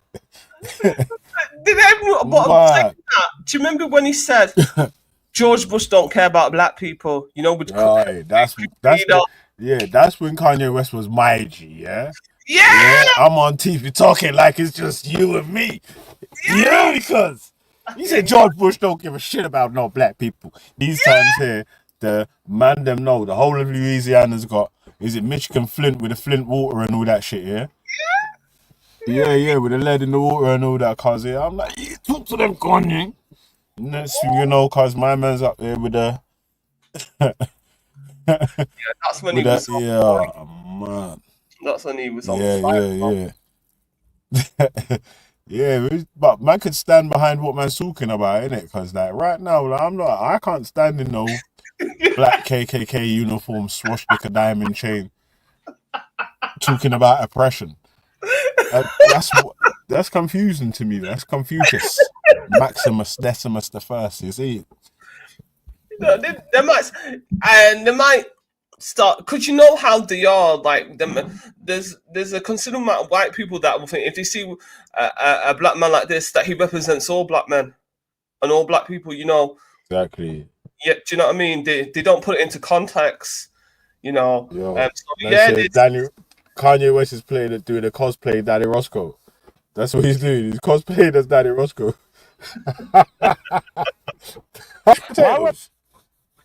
Yeah, I think he said John Legend. Smells like what? Mashed potatoes? What does that even mean? How can you smell like mashed potatoes?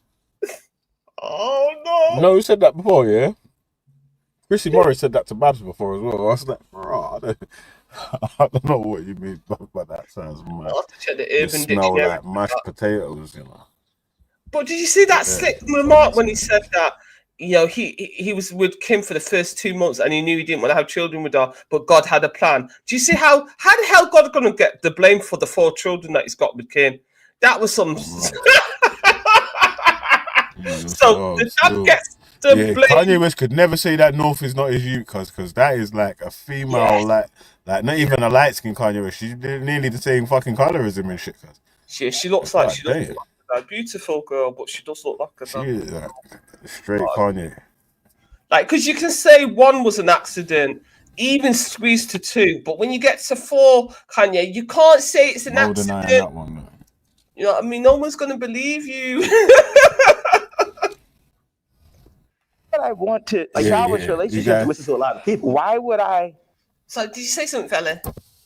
Yeah, he's got mad, man. He's saying he got sucked in, probably. Like, she got to begging it, and she begging me to hit it raw. She can have my kid and say it's yours. How foul is she? And you wifed her. Shit, I put the rapper on tighter. But, yeah, Kanye West, take time, man. But he only did it twice. Because remember, the 2 other ones are surrogates. A surrogate carried those 2 youngest ones, because Kim had problems with her uterus. When she had a baby, the placenta detached from her womb. That's why she didn't want to risk to go and carry another, the 3rd baby. That's why she got a surrogate. So he didn't have sex to have the 2, number 3 and number 4. That was a chest tube baby. The surrogate carried them 2 youngest ones. So he can't even say that he didn't give his sperm. Do you see what I mean? He purposely knew his sperm was going to be used to make another baby with Kim's eggs, and then they just implanted it into the surrogate. So what's his excuse then? You know, he ain't got an excuse. You can't blame God on that. That's basically him busting in whatever test tube and then them mixing the baby in the petri dish and then implanting the baby when it, the egg when it's fertilized back into the surrogate. Do you know what I mean? Kanye thinks we're stupid, man. So what, ain't Kim's family from Middle East? What's that country they're from? They're from Armenia. That Christian Armenia. It's next to Azerbaijan. It's in the Caucasus. Okay. I think it's near like Turkey, them sides. Yeah. Salvage relationships with broke ass slaves. Yeah, but that's only the dad's side, because the mum's side is obviously English, I think, Scottish, and another European. Chris's side, his is more European. The dad's side is the Armenian side. Well, they got the dad's shade, looks like, innit? Yeah, except for with the mum. Court, if you didn't see the mum, you could still think that they was just straight. Yeah, Armenian. Middle Eastern or whatever it is. Yeah, Armenian. Yeah. I don't think I wouldn't have thought that with Chloe though. Chloe looks more white European because she's pale, and she's got that dark hair.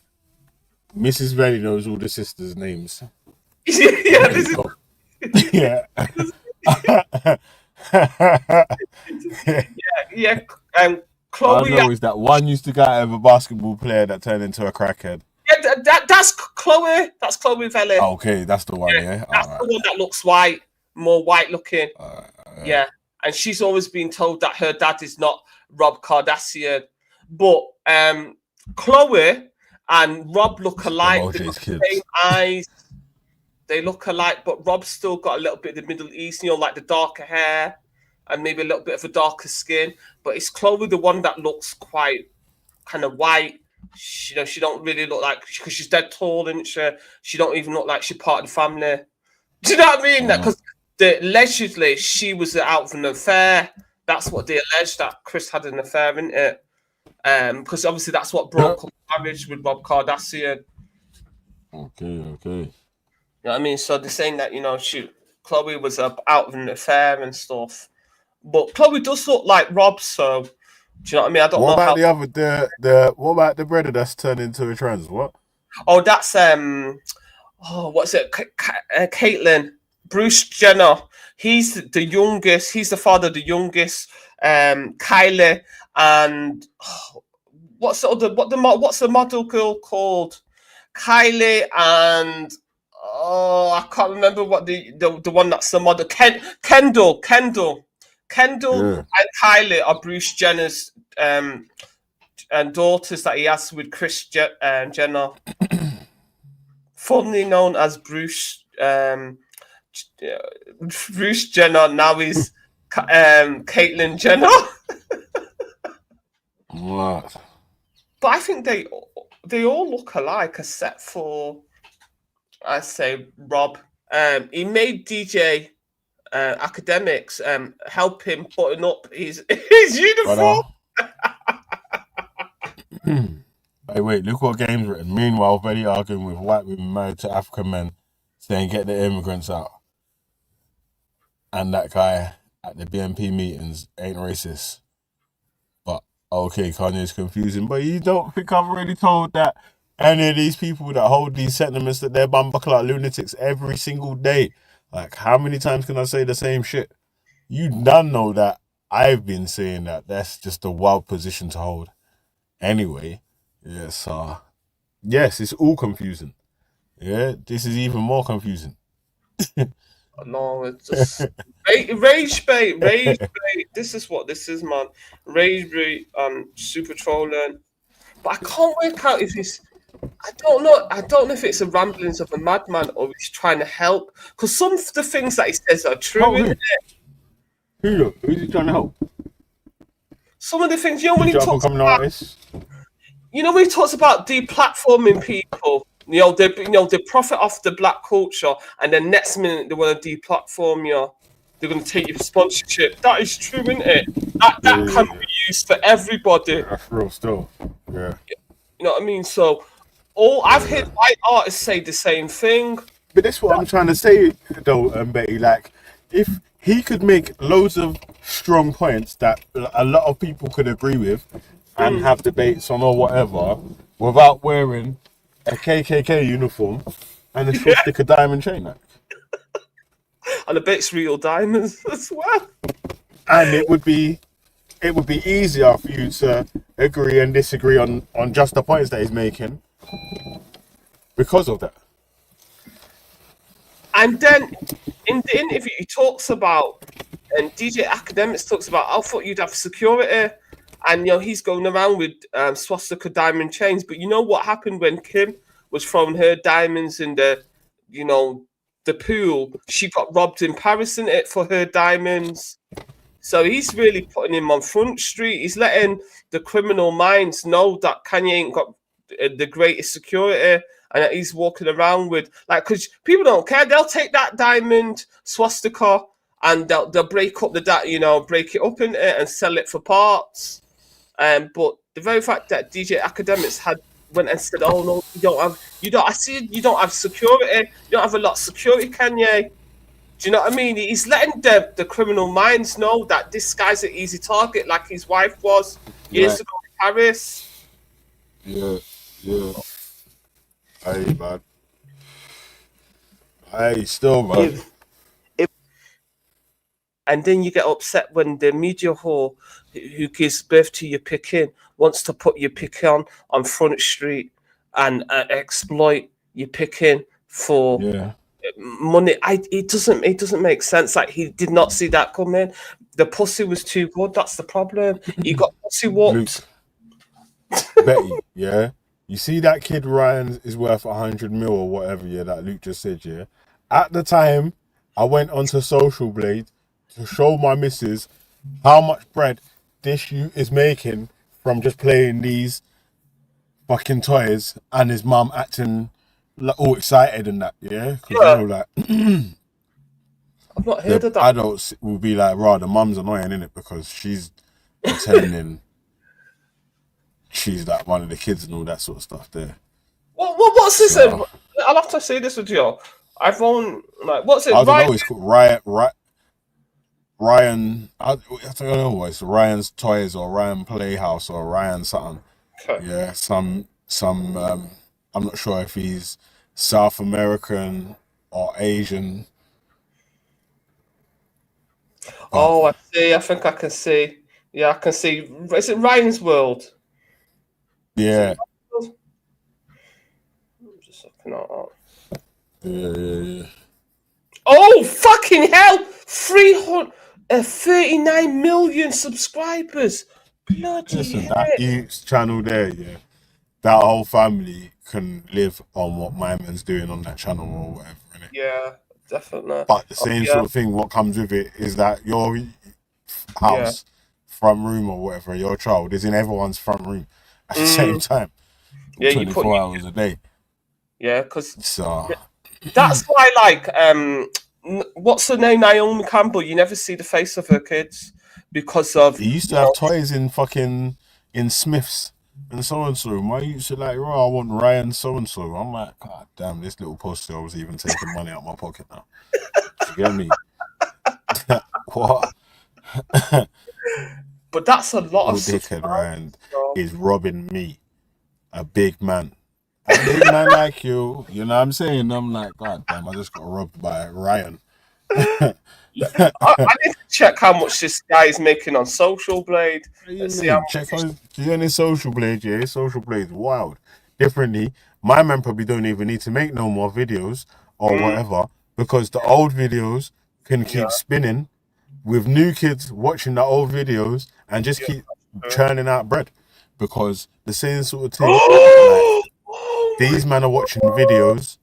These men are these men are watching videos, yeah. These men are watching videos, yeah, that are like 8 years old and shit, with my man doing the same thing, and the video's already got like 20 million views or whatever. You know what they're saying on average he's making a month? So, God. Half it's like, is it SK? It's like half a million, isn't it? Yeah. It's like, because he's saying 500k, yeah. It's like the upper amount is you could be making that amount. $1 million a year. The upper's amount. So if you halve it, I normally halve it. And so it's made. So I had the same amount of followers or whatever. Like, it would still be hard for you to get advertised videos or whatever. Your money would mainly come through people doing sponsorship videos or people donating or whatever, because the topics are so controversial. People say so much wild stuff or whatever that it would be hard for a lot of the videos to get monetized. They would always have the yellow badge. Yeah, that's it. And it's like, because I remember popular video has 2 billion views.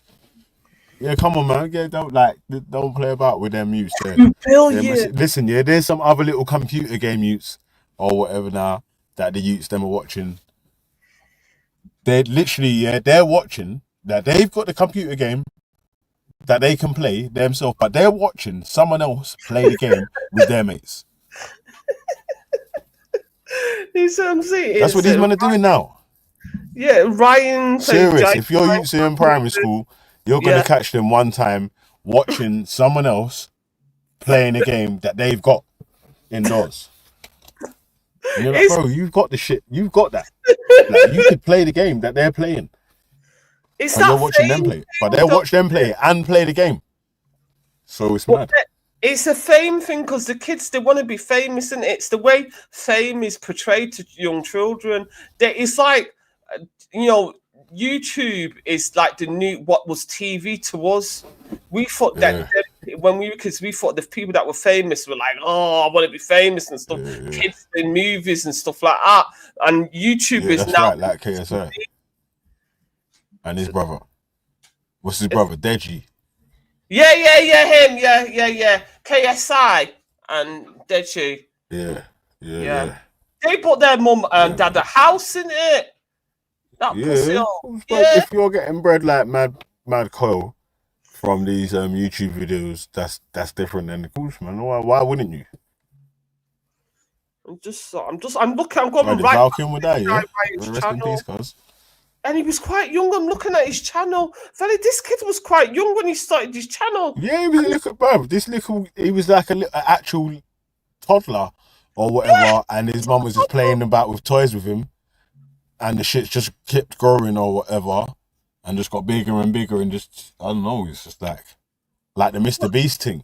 Obviously, he started doing this thing, and it just kept on growing, and it's just legs just kept on running. What's that PewDiePie, that dude there? It looks like he's a bit South the American. Same sort of thing, cause these men are just something took on the algorithm, and then they just managed to just keep riding the algorithm wave. You know what? If he's like, because like you said, he does look like he's a person of color, isn't he? This Ryan. I don't know what part of the world he's from, but it looked like his parents had money anyway to buy all these toys for him. Do you see what I mean? Yeah, they was really middle class at least. Yeah, and now he's added to it. Do you know what I mean? The parents, the parents, I bet they're retiring now, man. I mean, like, bloody hell. He's got some. I'm not being funny, but he's got some nice toys. Depends, isn't it? Because right now, your business might be looking after your actual business. Now might be looking after your child's business interest. Isn't it? Yeah. What they call it, the stage mum and dad. Do you know what I mean? You know, he might end up suing his parents when he becomes of age. Well, that's the thing that a lot of people will keep saying, right? That a lot of people that you feel like have come from the ground up or whatever usually have had some sort of stable background where their parents might be able to fund their business interest for a bit, so they're able to go further than anyone else. For example, Jeff Bezos's family was able to give him I think it was 250 to 300 racks to start a business. The average person can't get a 250 to 300 grand racks donation. That's basically nowadays getting a fucking your mum and dad saying here's £1 million for your thingamabob donation, and you can just, you know what I'm saying, yeah, like Donald Trump, his dad gave him $1 million loan. And he was complaining that he said that his dad said he's got to pay it back. But most people don't have parents that can give them $1 million loan, even if they do have to pay it back. You know what I mean? So it's true that people that were born in with a silver spoon in his mouth. But I'm shocked that he's got that many subscribers. Like, freaking hell. And $1 billion. Again, it's not even hating on the people for being in them sort of positions or whatever. You know, right, the parents did what they were supposed to be doing, so that's why they ended up being in that middle class state or whatever.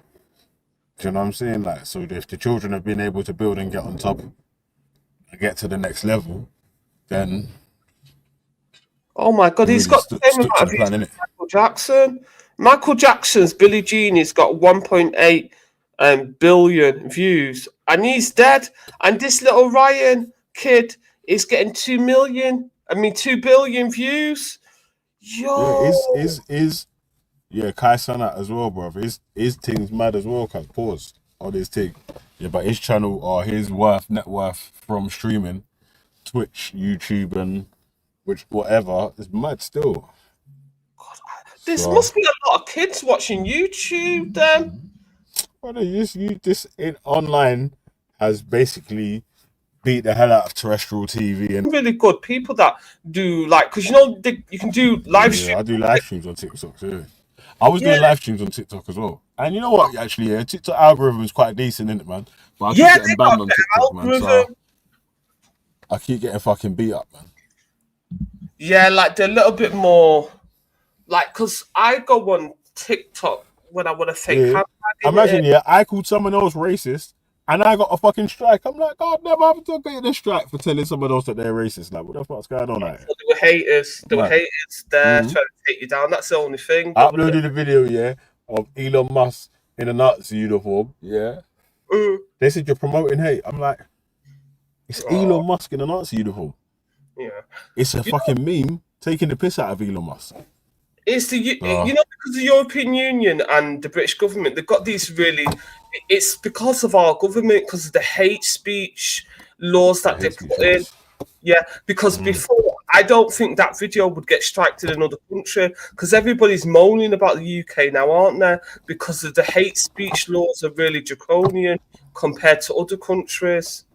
That's why, because TikTok. So what would it be like without, like, I actually don't think that there is a need to remove things like hate speech laws, discriminatory laws, and so and so, because people are not treated as equals, and people are not just judged on the content of their character. People are judged on the color of their skin.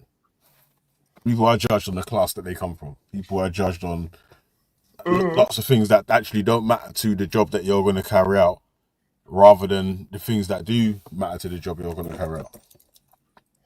In terms one sec here, Betty, before you answer, Hey, someone jump on the panel, innit? Because I've got to jump off, man.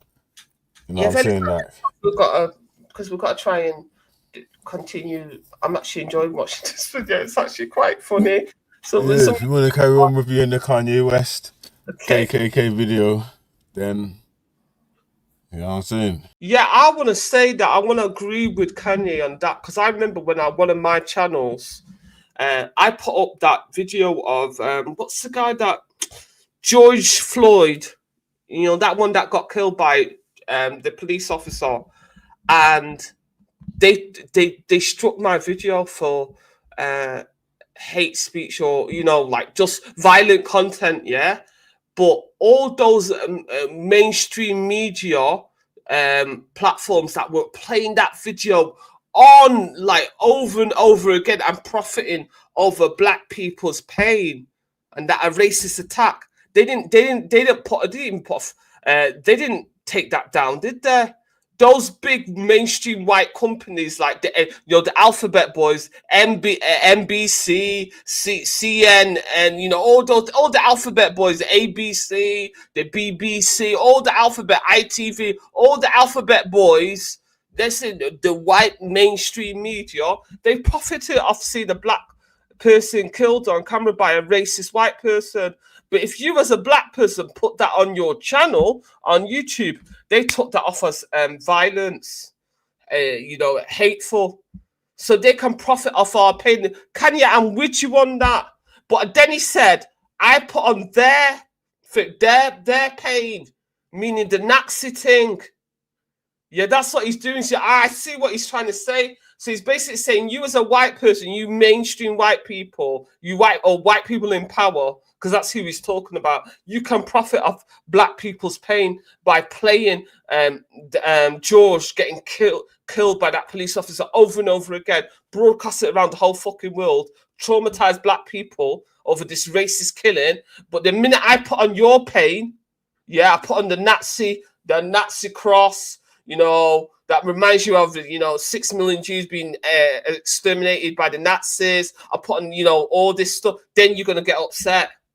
So it's one rule for you and another rule for me. Yeah, I hear what he's trying to say. I think I've got what he's talking about. Yeah. Betty call him Ye. He's changed his name. Yeah, sorry. It's not Kanye. Yeah, it's Ye. It's Ye. Let me just let me just read out some of the people's comments so we get some interaction. And Fox is saying, so is this the leader of the Black KKK? And Gamey saying, Gummy's never been struck once. Don't know what that means. Victoria West is saying, I lost my ex account a few years ago. Still not got it back. Haven't got a clue why. Oh, Elon will let you back on. Elon lets everyone on. Do you know what I mean? I wouldn't worry about that. Josie's saying, Betty, is it Minnesota? Minnesota. What's this saying? Nah. Kanye security or a double bubble. Democrat channels. So you're saying ABC, CNN, or with you about it. Something happened, mate. I don't do video calls. So when Angela called me this morning, I looked at my face and went, "Oh, fuck! Oh, have I shown you what's going on? Mic off, mic on." I know that I muted my mic, and it was like, you can do that. I'm not saying it was you, but whoever was modding that earlier on turned my mic on. No, if I was wrong, nah, bro, you can't, mate. Bro, if listen, I was wrong, the point is that if you muted your, like you said there, if you mute your mic, no one else can unmute your mic. If someone muted no one else can 30 unmute seconds before me, they could then mute it again later. Yeah, if I mute your mic, I can unmute your mic. If you mute your mic, I can't unmute it. So somebody muted and unmuted my mic earlier because I fucking know. Yeah, I muted your mic when you was in the. I muted your mic because you unmuted your mic here, and it sounded like when people first heard you unmute your mic. Yeah, I tell you what we could do. Actually, after we've done with this video, mate, look, rewind it and play it at the part when your mic's unmuted. I heard you or whatever. having a conversation, because you'll hear. Listen, you'll hear Ghost and Betty on the panel saying, over it. "Oh, is this? Yeah, what are you doing? You calling the police right now? Who are you speaking to? Hey, Simon, what have you unmuted your mic on purpose? Blah blah blah blah blah." They're trying to ask you questions, but you're just having a conversation with whoever you're speaking to, and it sounded like you. I turned that's my what mic off. But it sound. Listen, but listen to the people making troll accounts or whatever. So that's what. This is why everyone, even ask Betty, ask Ghost. They was on the panel at the same time. I've known her since you could rewind it. However, you can rewind it and listen to it yourself. Having a private conversation. If you were my mate, rewind it and listen to it yourself. The only time we muted it was because we knew when everyone realized you didn't. It sounded like you unmuted. Knock it off the panel. When it's okay, but listen. If you think I'm bro, are you not? If you think I'm wrong or drunk or streaming a conversation with a personal friend mistakenly, but no one didn't think that. And when you did, when that was noticed, you was muted. That's the whole point about it. I muted my mic. So you're still not even appreciating, from everyone else. Listen.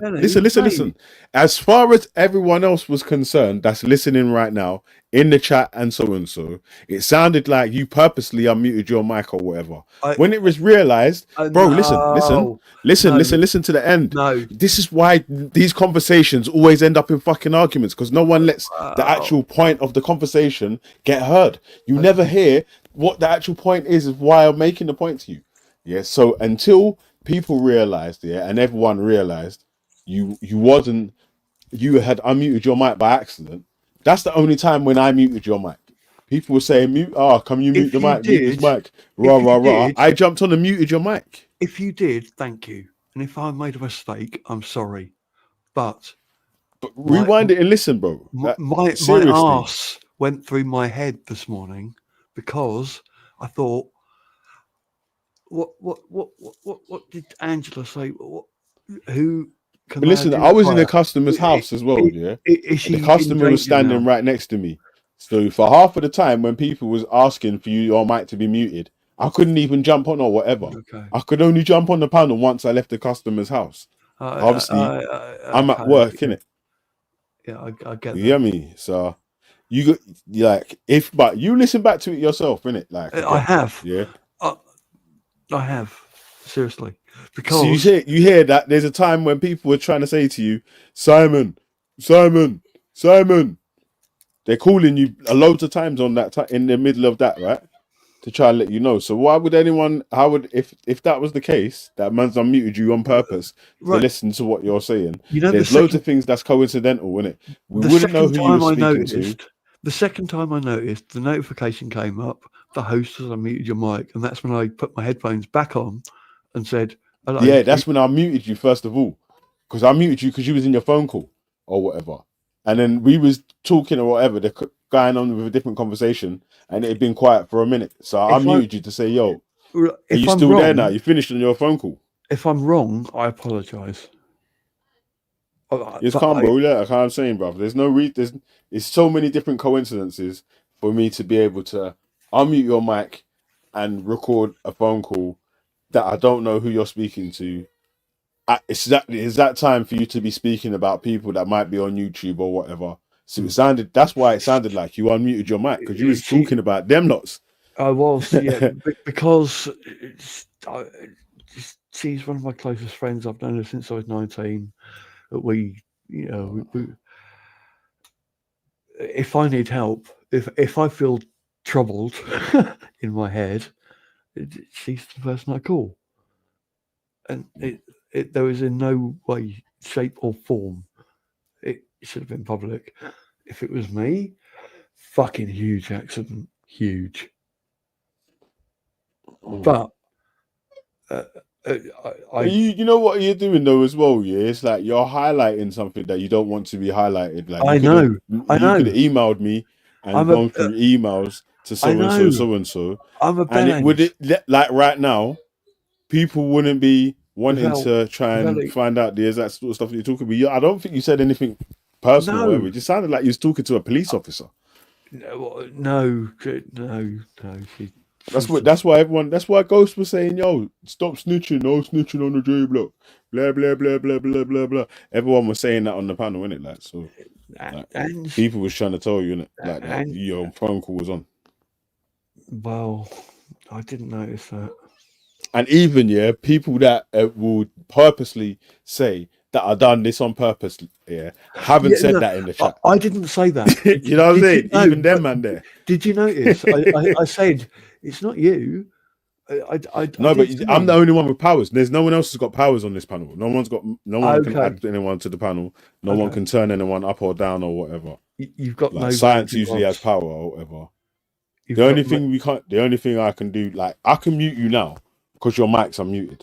If you mute your mic, I can't unmute you. Like, see, like Luke's mic's muted right now. I can't unmute his mic. I'll press it and it says, "Can't unmute your guest because they've chosen to mute themselves."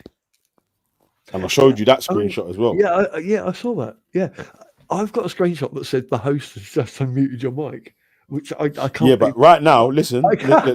You'll get that shot right now. Yeah, if I mute your mic now because it's unmuted, I can unmute your mic right now because it's unmuted. But if you mute your mic yourself, then I can't mute it. I can't unmute it. Because obviously you could be having a private conversation. You could be talking about something that's not for the air or whatever, innit? Yeah, so I mean, that's what went through my head. Literally, I've got no concern for what I said because I know anything that I said would be true. But I ran through the entire conversation. It's like, did she say anything about herself, her life, where she is? She's not a YouTuber. I don't think they did. No. Or if they did, I don't know. Well, I don't think anyone was really listening to your conversation. People was really trying to just get you to mute your mic since your conversation started.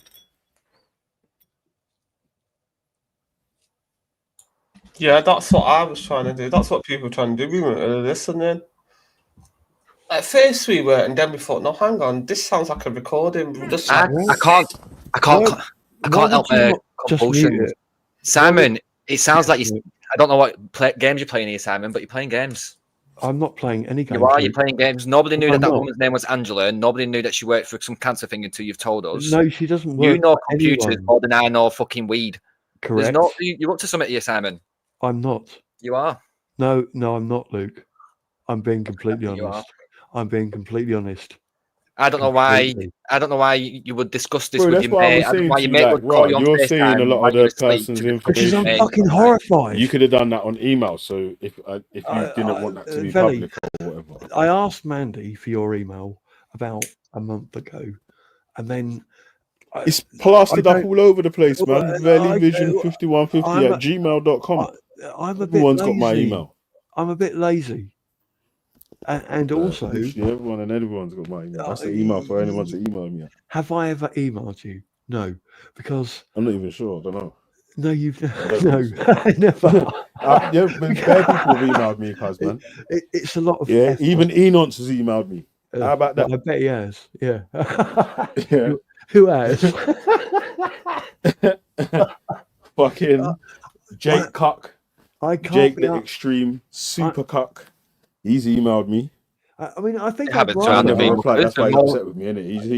He's one minute, emailed me. I bet all the Muckers- evidence for Hampstead Heath. I'd rather talk Because I to can you guarantee you've publicly. been in more private calls with Simon and Wendy and that than I have. 100%. What do you mean they're surrounding them with me? You're more Who? surrounded by them than I am. Who's Muckers is saying that Muckers? they're surrounded and swamped me. So they're saying like you, Wendy, and from what I know, Muckers has been in private groups with you. Mute you when your mic's unmuted, isn't it? Like, so that's the only time you've been able to see that sign.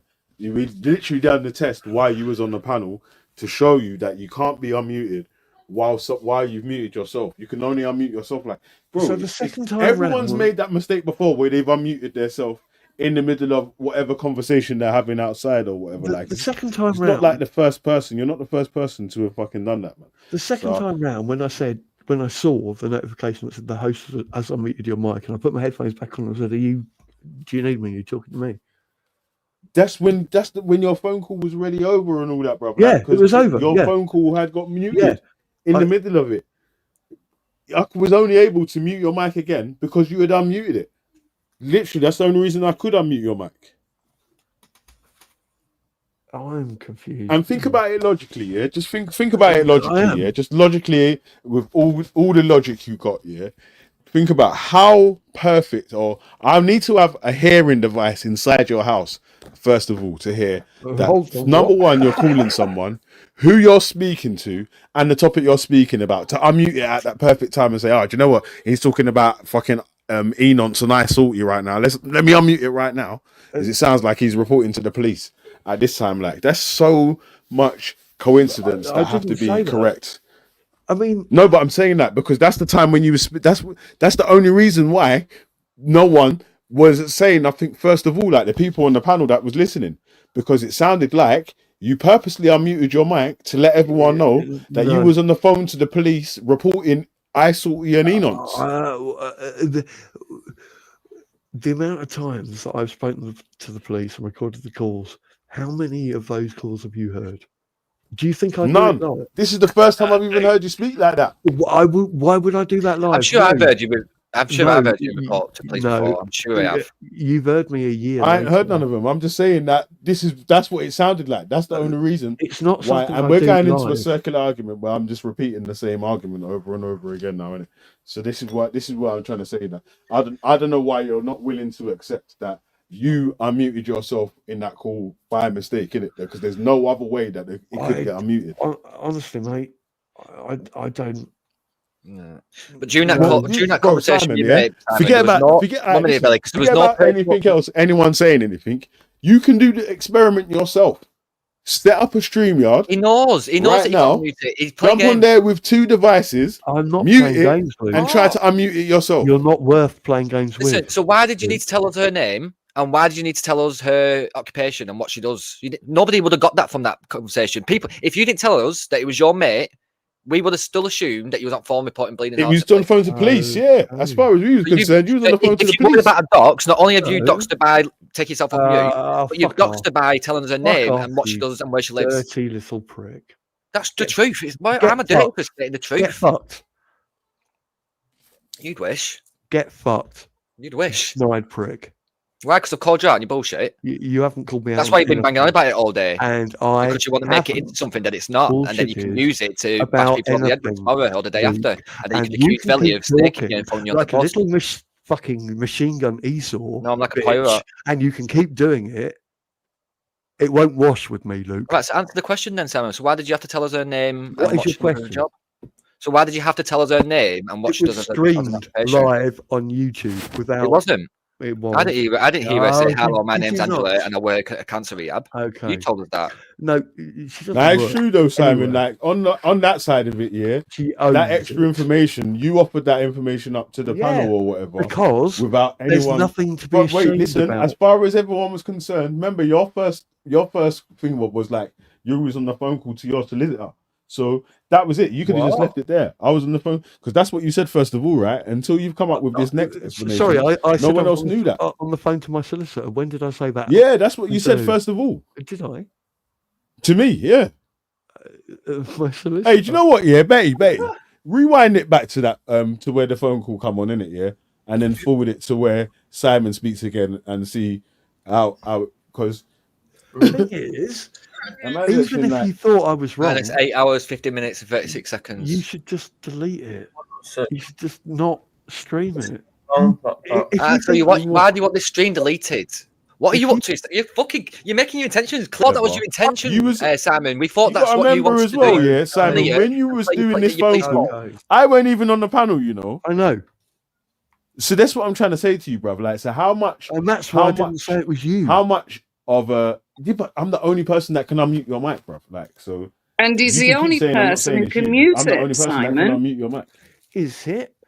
When Yeah, hang on. Yeah. So you unmuted. Veli wasn't on the panel, but he's the only one who could mute it for you as well. He thinks he's jumped on, not gone on the panel, just stayed in the background and slide him. Science ain't even got the powers to mute or unmute anyway. He said side him, not science. Slide. I don't know Slide. what I'm you're saying, upset about. I know, but I'm saying science ain't got the powers to mute or unmute. I'm just saying, like, because usually scientific's got powers as well on the panel, right? If I made when I was a playing mistake, StreamYards, which I I don't gave think I science did. and a couple other people powers. But if I made a mistake, which I don't think I did, I apologise. But something happened today. Yeah, something never happened. Yeah, You unmuted it on purpose. I'm telling you. Not on purpose. So you Something unmuted it by accident. Wait, You what? No, unmuted so it what by happened, accident, Simon? yeah? What happened? Listen. What we originally thought, yeah, and what we was willing to give you like the benefit of the doubt of, because everyone's done this, is you unmuted your mic by accident. Everyone thought you was having a phone call that you wanted everyone to hear. When the people have realized it's not one of those phone calls, they've done what they could to try to speak over you while trying to call me to mute your mic. When I've had a chance to mute your mic, I've jumped on and muted your mic. Yeah. That's when you've seen the sign. Host has muted your mic. Yeah, because I can only mute your mic when your mic's unmuted by yourself. Okay, because that's when I looked up. When I saw the host has muted your mic, that's when I put my headphones on and said, hello? That's when we saying to You just didn't realise, Simon. What happened you'd at that done. point? Wait, hold on. And what was the answer at that point? What happened at that point? I can't remember, actually. Exactly, because at that time we were saying to you, bro, did you put that? Was you on the phone to the police? No snitching on G Block and all this blah blah blah Why blah did you blah. think I was talking to the police? It sounded like you because was what was you police. speaking to? Literally, your mic unmuted, and you were saying, son, she's opened an account in her own son's name to troll me. She has.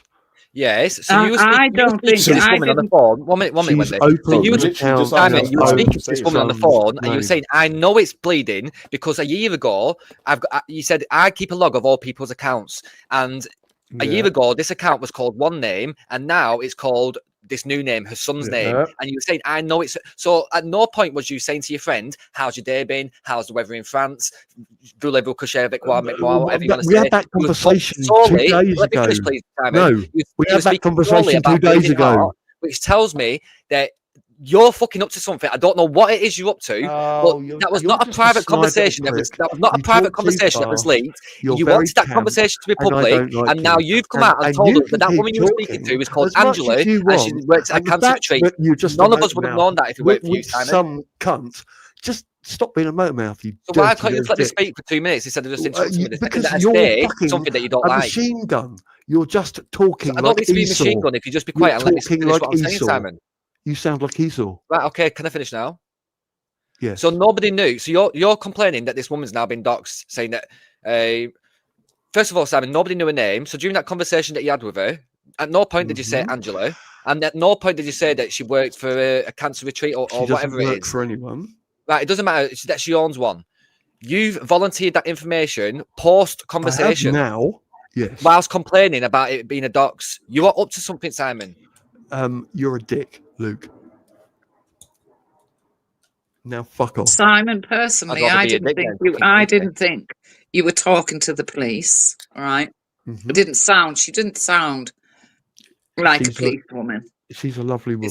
It sounded to me like if it was a no, police, it sounded like the police help desk. You know the police help desk before you get through to the they direct the call or whatever. She had like the 999 numerous times. If I was straight, she'd be my wife. I love Angela. So why do we need to know? Why do we need to know who Angela is? What's up, Simon? You're going mad. You're being an attention seeker right now, bro. Yes, like, I'm going on extra miles for no reason, cause like literally, you've had this explained to you the reason how and exactly what's happened, yeah, and you're just refusing to. Brother, listen, you're just being exceptional now for no reason. You've literally had this explained to you 10 million times. Thank you. Yeah.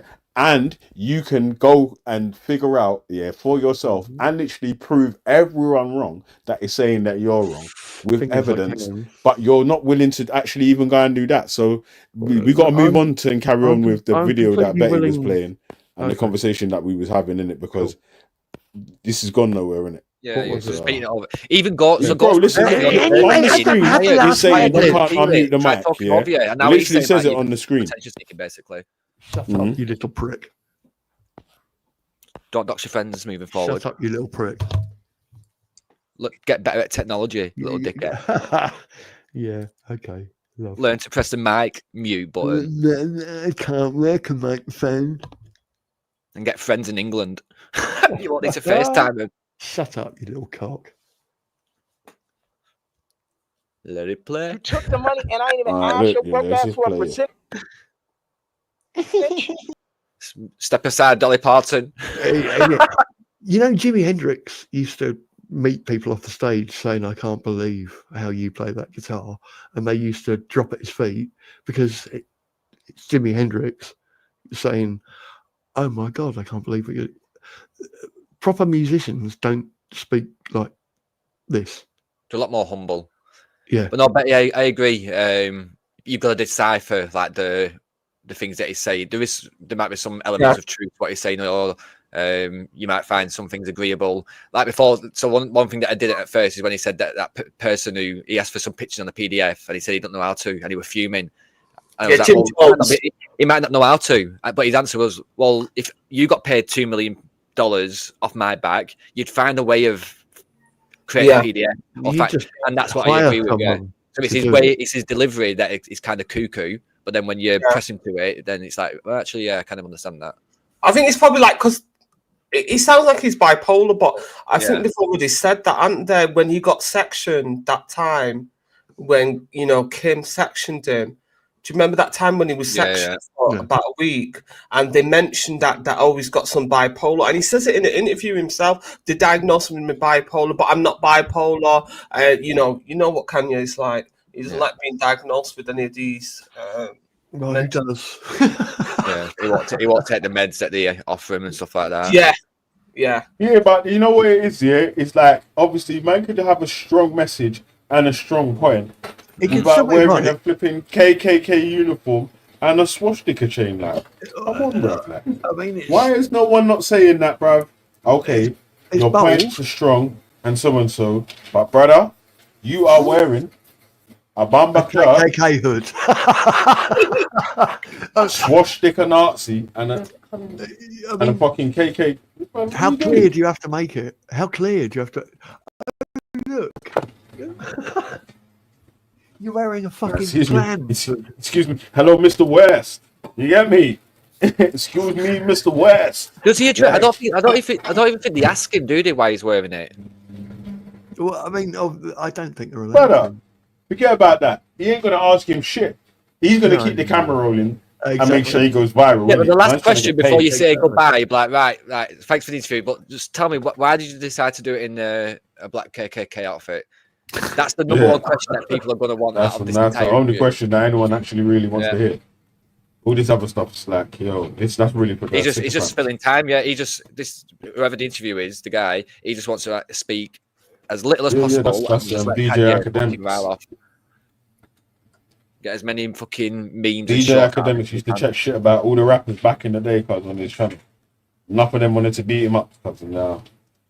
Oh yeah, I read about this guy. That's a lot him. of up-and-comers usually come on this channel, and the fact Kanye's on it is a step down. I've read that. Oh, it's just. Do you not think life has become a reality show? It always has been. I'm glad I wasn't young when this happened. So is that when he got famous? Was he chatting shit about all the rappers, Vela? Because I didn't really know. DJ Academics, yeah, man. He used to review, say this man's whack, this man's dope, so and so.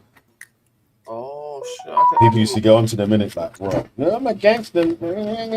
I'll kick your ass. How did he end up at Trump's private do with Milo? Kanye? Yeah. Kanye, Milo's fucking Kanye West, what you mean?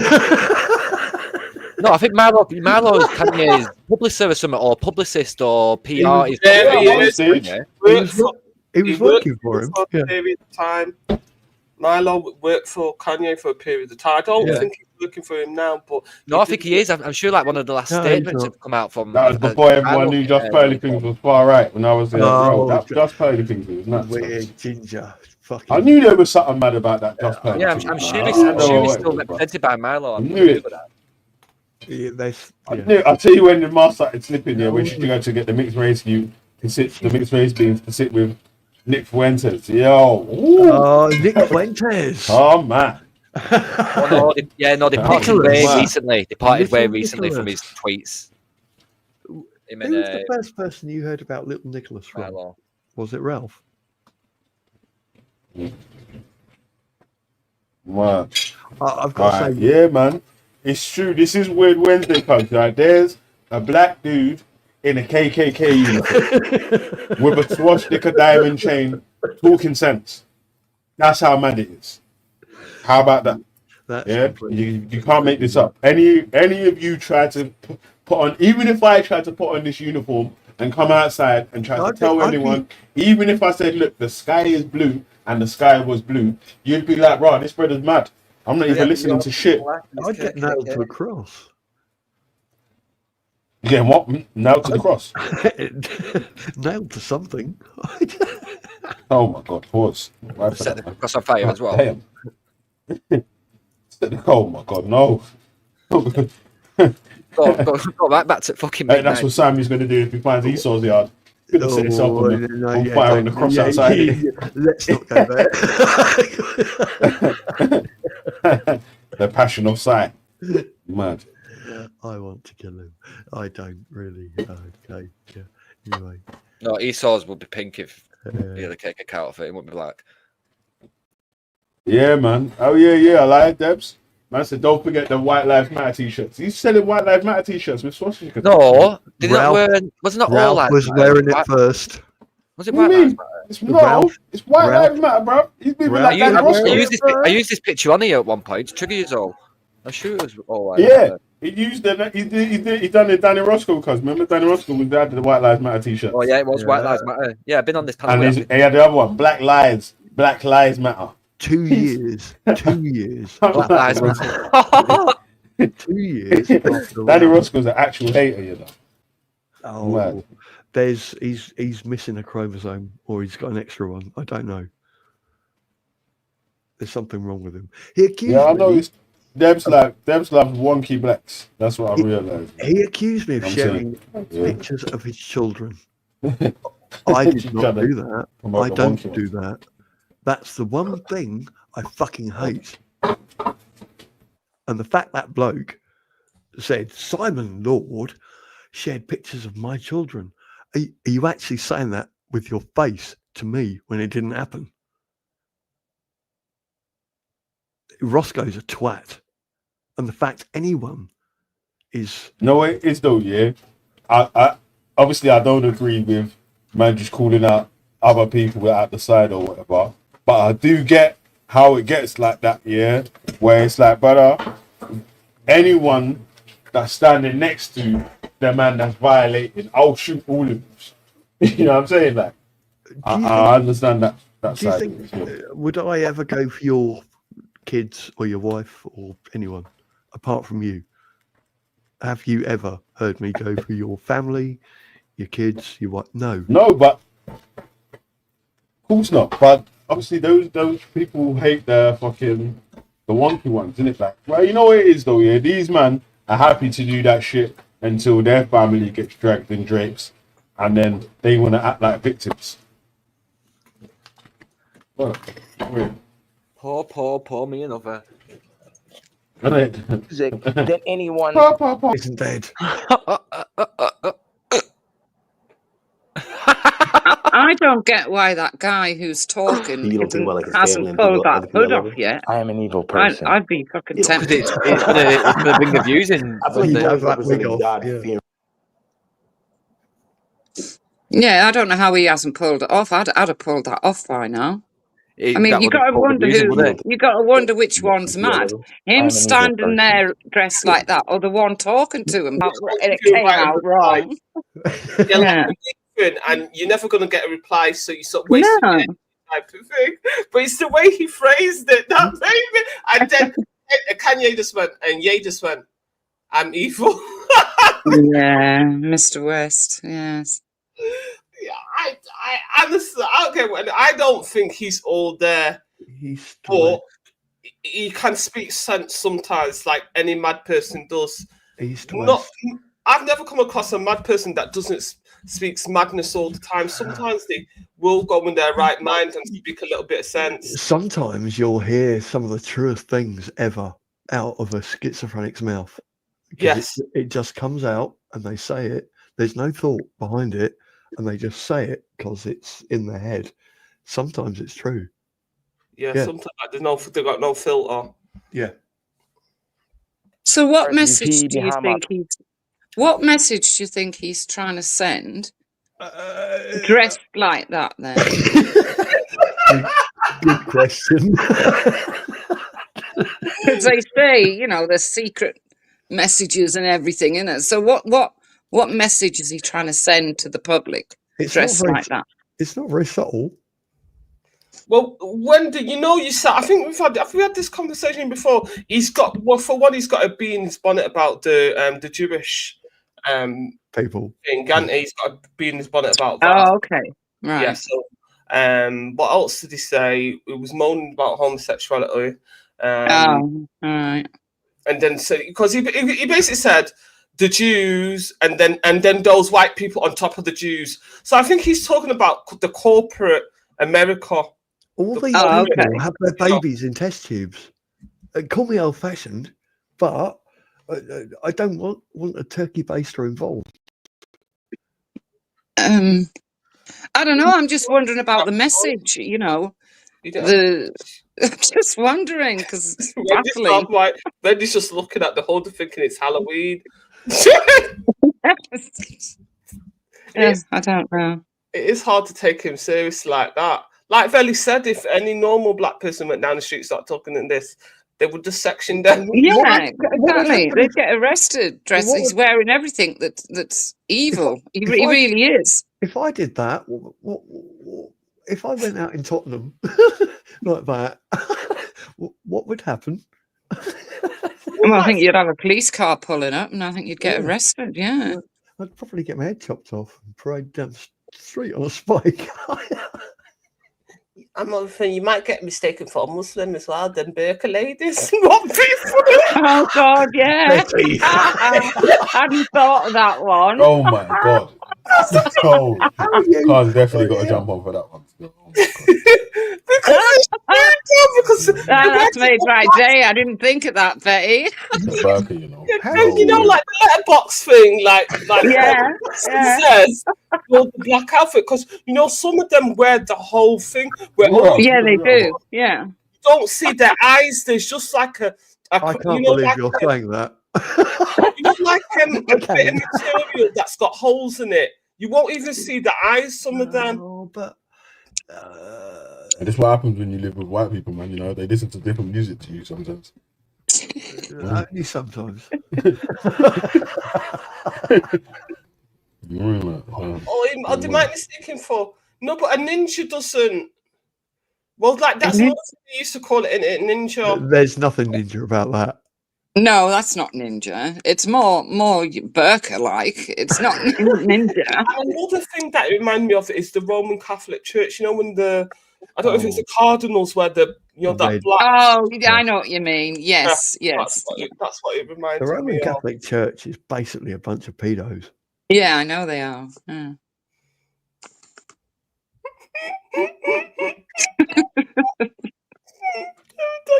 Is this guy still with that Kardashian or what? No, he's divorced. He's got a new wife now. Oh, right. Okay. From Australia. Very beautiful. Another younger version of Kim. Is that the one? Yeah, she's the decent ass. She actually looks like she does look like a younger version of Kim. Calm. Handbags. Who's unmuted me? Handbags. Who's unmuted me? Oh my god, sorry, I'm on phone, ma'am. I'm hanging up, mum. Handbags. Ignore me, Betty. I'm being a fool. Oh, okay. When the jealous. Do you know what? When's the last time he released a music song of any sort? He can barely string a chord together. Hey, Simon just unmuted me. Simon, you just unmuted me. Yeah. Simon, you unmuted me. You knew I was about to say something to my missus. Unmuted me right then, you little prick. That's not You're what banned forever. Well, I'm muted. I'm gonna become mute. No more mutiny. Mutiny. No more mutiny against the captain. Belly, I've got no reason to argue with you or to lie or to be untruthful. If I got something wrong, I apologise. I don't think I did. No, now you're backing away. That we called No, you out. I'm not. Yeah, let us leave that in the past. No, I'm not backing from. I've You just are. repeated All what I day said you've been earlier. adamant that he's set you up, and now that I've called you out saying that no, you're setting him up. Now you're called willing to anyone out, admit then. defeat. All right, no. it's not Can we leave it in the past? No, he did apologise where- before. He did say if he's wrong. No, he did say that before. He did say that before a little bit earlier. I did. He did say that a little bit earlier. But I'm not actually. Do you know what? Yeah, I can't guarantee that it was before Luke said what he said. He's Tomorrow with a Nazi uniform, a KKK uniform, and a bumper clock. What's it called? Would you say he was pulling a black card? Well, definitely with the words that's coming out of his mouth. Yeah, sorry, man. I'm not too sure about that message in the chat here still, but like The normal black person couldn't get away with it. Look at what happened to Wiley. Wiley got when he started going on about the Jews. They deplatformed that guy. He's not on any social media. No, I know. Black. So it's because this guy's a billionaire because he's on the same billionaire platform X, and we know, like Kanye's like the black version of Elon Musk. Elon Musk is another one. Didn't he go on about the Jews as well? And he got. That's what you got to remember as well. Like Americans have a lot more freedom of speech when it comes to freedom of speech. Like we don't have the same rights as they do over there. Do you think they have the First Amendment, don't they? Yeah, they do. They have so they can literally say they can't say I want to kill all black people, for instance, but they can say all black people are this, and it's my opinion. And as much as it's fucking offensive, like you can't do anything in America. It's literally the First Amendment, right? The neo-Nazis were allowed to march through that black town, weren't they, as well? Yes. You got allowed the right to protest and your freedom of speech. Charlottesville. It allows racism. That's why the years behind us, we shouldn't want that. Yeah, that recent neo-Nazi march that they marched through that black town, but they couldn't do that in the UK. So they do. The First Amendment does protect her. They got a lot more freedom of speech than what we have. But obviously, being a billionaire, he can't be cancelled in it. Like a bank's not going to say to him, "Oh, we're not going to allow you to bank with us," or he's not going to lose a job, for instance. Like he's self-sufficient at this point, so he's non-cancelable that way. I can assure you, if he was in the UK, he'd be in jail. Why is Elon crying about bus stops? Nah, he did. He got cancelled. How they tried to cancel him was with the Yeezy thing, innit? They tried to cut off the Yeezy contract and all that. Yeah, and so that's yeah, what so he's saying now. Yeah, that's what I'm he's saying. So he uncancelable will because do. even after you cut all that shit off, yeah, he's still got his assets. I'm He's still still got his here, money. He's still able got to his do bread. blah blah blah blah blah. So the same would happen to some of the other lower class. Like your bank may refuse to bank with you. Your employer might sack you. You'll lose family and friends and shit. So the same thing that's happened to Kanye may happen to you. We'd feel it a million times worse than what he's going to feel it. He'll just go back to his mansion and I say, think he "I'm just laughing needs and make to money off it." wander off into the fucking sunset somewhere and be happy with something. Yeah. I think the fact that he's uncountable also plays to his mental health as well. It makes him feel like he's a messiah. But he ran off to Saudi Arabia for 3 months, didn't he? When he was getting cancelled. And obviously, he's talking against the Jews. He's not going to get called out in Saudi Arabia, is he? No. The platforms. No. Yeah, it's true, you know. Adidas Yeezys were our biggest selling Adidas or whatever. They were so exclusive that every time an Yeezy come out, it had to come out by a drop. You get me? Where man, there was willing to just stop that, yeah, immediately. Yeah, so they we've made 2,000 and we've sold them before we've put it on the internet. Yeah. It's weird Why as well, do isn't it? these Because, lot slag each other off all the time? All and these rappers slag each other off all the time. It's the same as the blues music. Like there was a lot of it works because I'll give my understanding to it. So especially from back in the day, because nobody would put them on record labels and stuff. Obviously, they had to create their own. It's just like dog eat dog world basically, and because they had no rights. For instance, black people had no rights within music. They could go over to another black man, shoot him dead, take his songs off him, and then release it and put it out as if it's their music. And But why would they want to shoot someone over music? Oh, that happened in rhythm and blues and stuff. Oh, many black people got shot for the music and killed. Elvis didn't do it.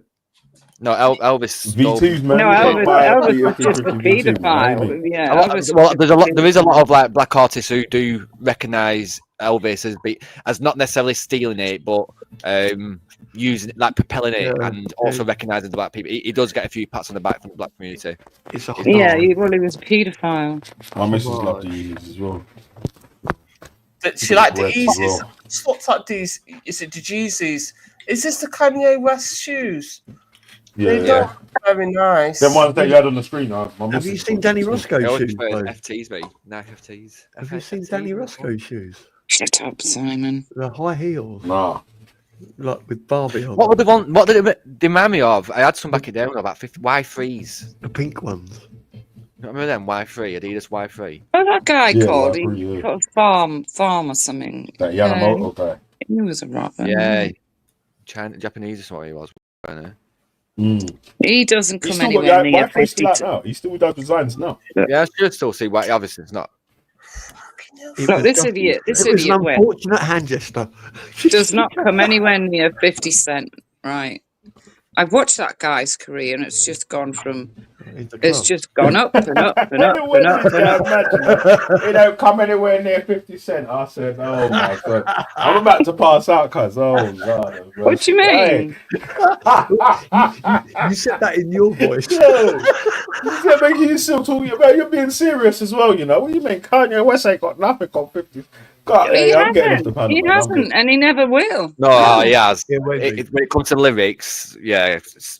No, look, I've watched his career, right? And I watched him go. Wait a minute, Luke, because I've watched 50 Cent go from a rap singer, right? Get involved and put his money into a lot of other things. He's changed the way he speaks. He's changed a lot about him. He's tried to come out of this gangster world, and then what did he do? He got that series power.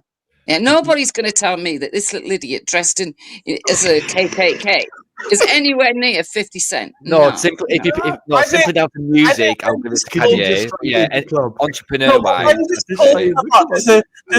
Wendy's got a point. Look, because that guy came from. His mother was a prostitute. The dad was a pimp. His mother was killed very young. Kanye didn't come from that background. He was never exactly.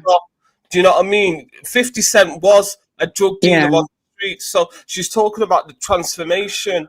I mean, he was shot 9 times. Yeah. Isn't Kanye? Yeah, no, I agree. Like the guy who he turned out to be now is he's a role model now. I agree with that. Yeah. Can I just say that? Huh?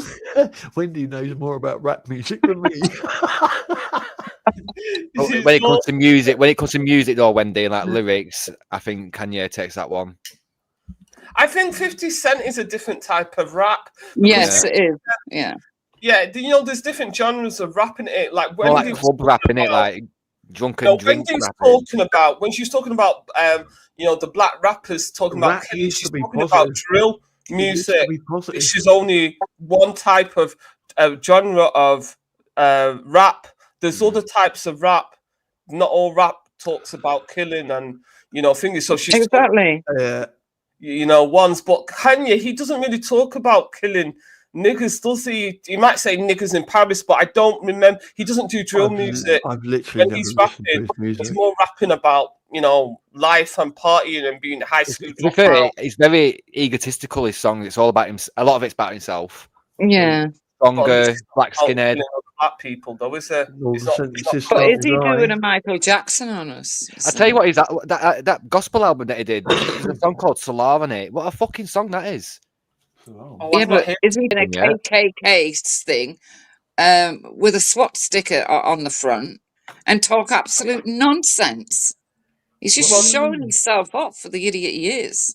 Well, he's a billionaire, isn't he? So he has got to a certain status where what more can you achieve? Maybe exactly. Yeah, it doesn't matter. It's not going to affect him. This is what I'm saying, Simon. So I think it'll affect his career, but it's not going to affect his. He's not going to lose a house over it, is it? Yeah, it won't affect his income. Yeah, he's going to be cushy. He can retire anyway. He could have retired 20 years ago. Well, maybe not 20. Well, Jeeps and Khan, do you want to add to it before I play the video again? Got anything else to say about it? Yeah, I'm more sorry, go on, Jupiter. Yeah, I'm more concerned about the way he parades his wife around than him dressing up in this. I don't know why people are alarmed. Yeah, but she's a salt, though, isn't it? Betty, did you click that link in background where Jupiter? I put. Oh, you want to see it? I put a link in background, Jupiter. This is Bianca way before she met him. Just click on that. It can't be shown on here because some of the images are quite risque. I just wanted to say that was her idea. That you can tell by first. Wendy, I don't think you realise how big this guy is. I know to us that he's unheard of, but he's so rich, like you would not understand. I don't think you realise. I know exactly how big Kanye West is, but I mean, and he doesn't come close compared to other people. He's an idiot. He's ahead of him. He's a fucking idiot dressed up in a burqa. I know. But I'm saying that the reason why he gets respect is because he's managed to put a little bit of wealth. Who's respecting him at the moment? Do you think he gets respect? His fans. Do you think he gets respect? I think his fans really put him in a different category above most celebrities because he's mega rich. Like he's Who cares if he's mega rich? Hang on, him being mega rich. How does that affect us exactly? He's just said he's Elon Musk level. He's nowhere near Elon Musk level. He's scraping billionaire, if that. Elon Musk is a toad. And that was with his assets, by the way. He wouldn't surprise me if he's lost some of that, as in, like, that was projected well for. He might be around the 800 to 1 billion mark, but he's nowhere near Elon. But Kanye's still richer than Michael Jackson and Elvis put together. No, I doubt to be richer than Michael. Who cares? What difference does it make? Who cares? But that's what he's known for, Wendy. I don't care. The man is an idiot. He's dressed up in a burqa. He's dressed up in a burqa. He's an idiot. It's not a burqa. It's a Ku-Klux burqa. It's funny anyway. Even when they're supposed to be riding a horse. In the white ones. It's got white around. They're supposed to be on a horse burning crosses and that. Like they're supposed to look like knights. Yeah, but they don't look like knights. They just what's supposed to look nice. Obviously, don't look like a knight without a horse and a spear. He needs a spear and how a horse the to fuck ride. could a KKK person look like a knight? Are you off your head, Carl? That's what they're called. No, they're not called knights. They do. No, they're not called knights. All right, go and look it up. No, I'm not interested in KKK. I know the leader's a They're trying wizard, to like look like Grand knights. Wizard or something. Knights Innit? with the K. Wizards, grand wizards. Right. Islamophobia. You're talking about Jews. You're talking about Jews, Wendy. No, I'm talking about Muslims. Yeah, they're trying to Islamize the West, isn't it? Because they got their ass kicked at the doors of Vienna. Yeah, exactly. Still trying to, and obviously they got kicked out of Spain and. And once Islam loses land, it's ordained they have to, ordered by Allah, to fight for that land back. So they'll all fight for Al-Andalusia. You're right, actually. Yeah. Correct, I'm always right. They say it themselves, though. Let's be honest. I don't know. Khan should be more honest. The fact of the matter is, this is what the Muslims want, don't they? Yeah. Islam is for everybody. Look, he doesn't know, though. Khan doesn't know, to be fair. I mean, it wouldn't be religion. Like, you don't have to lie about it, Khan, and say that. They believe in Islamic supremacy. That is what they want. Yep. They say, it's a message. The Prophet of Islam, he brought the message for everybody, and they want Islam to spread it. And that's part of the 5 pillars of Islam, isn't it? To do dawah and spread Islam. Yeah. You can't then say that's not part of the religion, Khan, because it is. That's one of the pillars. Do you know what? When you take the Shahada, you've got to say you do not believe that Jesus Christ is the Son of God. Now, what has that got to do with anything to do with Islam? Why have you got to do? Why have you got to say that? You don't have to decry a different religion. Your faith in the religion should be enough. Do you say that too, though, Wendy? Why would you say when Jesus wasn't even I'm here? on about a Shahada, right? It was stop talking about Jews. Wait, Jews came 1,000 years before Jesus Christ. Are you telling me they were psychic? Jews say the 10 Commandments, and the first commandment is the same as the Shahada. But they don't say do not follow Jesus, because Jesus came after Jews. What are you talking about? I told you. Listen, Carl, you do well not arguing Islam, because you clearly don't know anything about it. You really there don't. Is no God but God. Jews say that too. Listen, when Sharia comes in, they'll be killing Khan as well, because he's not a proper Muslim. There ain't no Sharia coming here. No. Look, we will I just don't think it's fair. You're saying things about Muslims when Jews do the exact same thing. Am I lying? Jews do the exact same thing. Am I lying? What about Jews? We're saying, no, you're not lying, Wendy. The first commandment we will never be Sharia. There is no God but God. The fact that and you've got to say that you don't believe that Jesus was the Son of God. He's remixing it, Wendy. Let him remix it. Yeah, they do know. Yeah, that's the Muslims say that all the time, though, don't they? Yeah. They don't believe he was the Son of God. They said they actually mock Christians that because they believe he was the Son of God. That's one thing. They do it in the park anyway. They do that. Do you not remember Hussein? That Haitian. I was watching someone take their Shahada, right? And then they come out with all that bollock, and I thought, you know what? I got to move away. I got to go somewhere. That's moon god. You know that big square? Let me explain. Yeah, the Kaaba. Yes, that's right. Yes, that Kaaba was worshipped by the pagan Arabs I never said for what hundreds you're of saying. years I never said before Muhammad. Let's not only that. If you look up Allah, if you look up the word Allah before Muhammad came around, it'll use non-believers. Yes, do you know why the crows are not allowed to leave? You are now what do you call them? Yeah, well, what do you expect? Muhammad was a thief. Why the crows aren't allowed to leave the Tower? What's the word that they called it? Begin with P. That they called back foot. These believers in full deities. Extension, full range. There you go. Not bad, Esau. Stop. Not bad for a sissy. But, not bad for a sissy. Every time I hear that, I think, what kind of a parent? That was clearly Imam Veli just trying to divert us away from religion, but it's not going to work, Veli. Where was we, guys? He wants us to go back to Kanye. Okay, no, he wants to talk about the Kaaba song. Yeah, because we've been playing it for a long time anyway now, Veli. So we'll have to do a part 2. I know the time. You know this Kaaba. Is there something about this Kaaba song where it was turned black? I don't know, but I know it was turned black. Yeah. With the Arabs for hundreds of years before. And they say Muhammad cleansed it. This is what they all went after Jedi for, isn't it? Because he says something about when you put your hands into the stone or something, it looks like a vagina or something. Yeah, it's a vagina stone, I think it's nicknamed, yeah. Even the crescent, when they I was talking to one of the Muslims I know, and then he started talking about, when I said, "Oh, have you finished fasting?"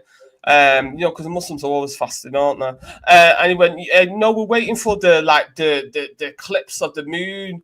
And then I thought, what are you waiting for the eclipse of the moon? And then I said, well, in like places like Norway, it's dark all the time for like 6 months, and then another 6 months there's no sunlight. What should you then? If the message, I think there's two main schools. I could be incorrect on this, but I do believe that it's either Morocco you listen to or you follow, or Saudi Arabia. And Saudi Arabia or Morocco, once they spot the crescent, then they put the message out to the Muslims who are following them, saying, "We have spotted the moon. You can now break fast. Eid is over." No, but Luke, you don't understand what I'm saying. If the sun never rises, how will you be able to spot it? No, that's what I'm saying. So the ones in Norway, they would go by Saudi. So they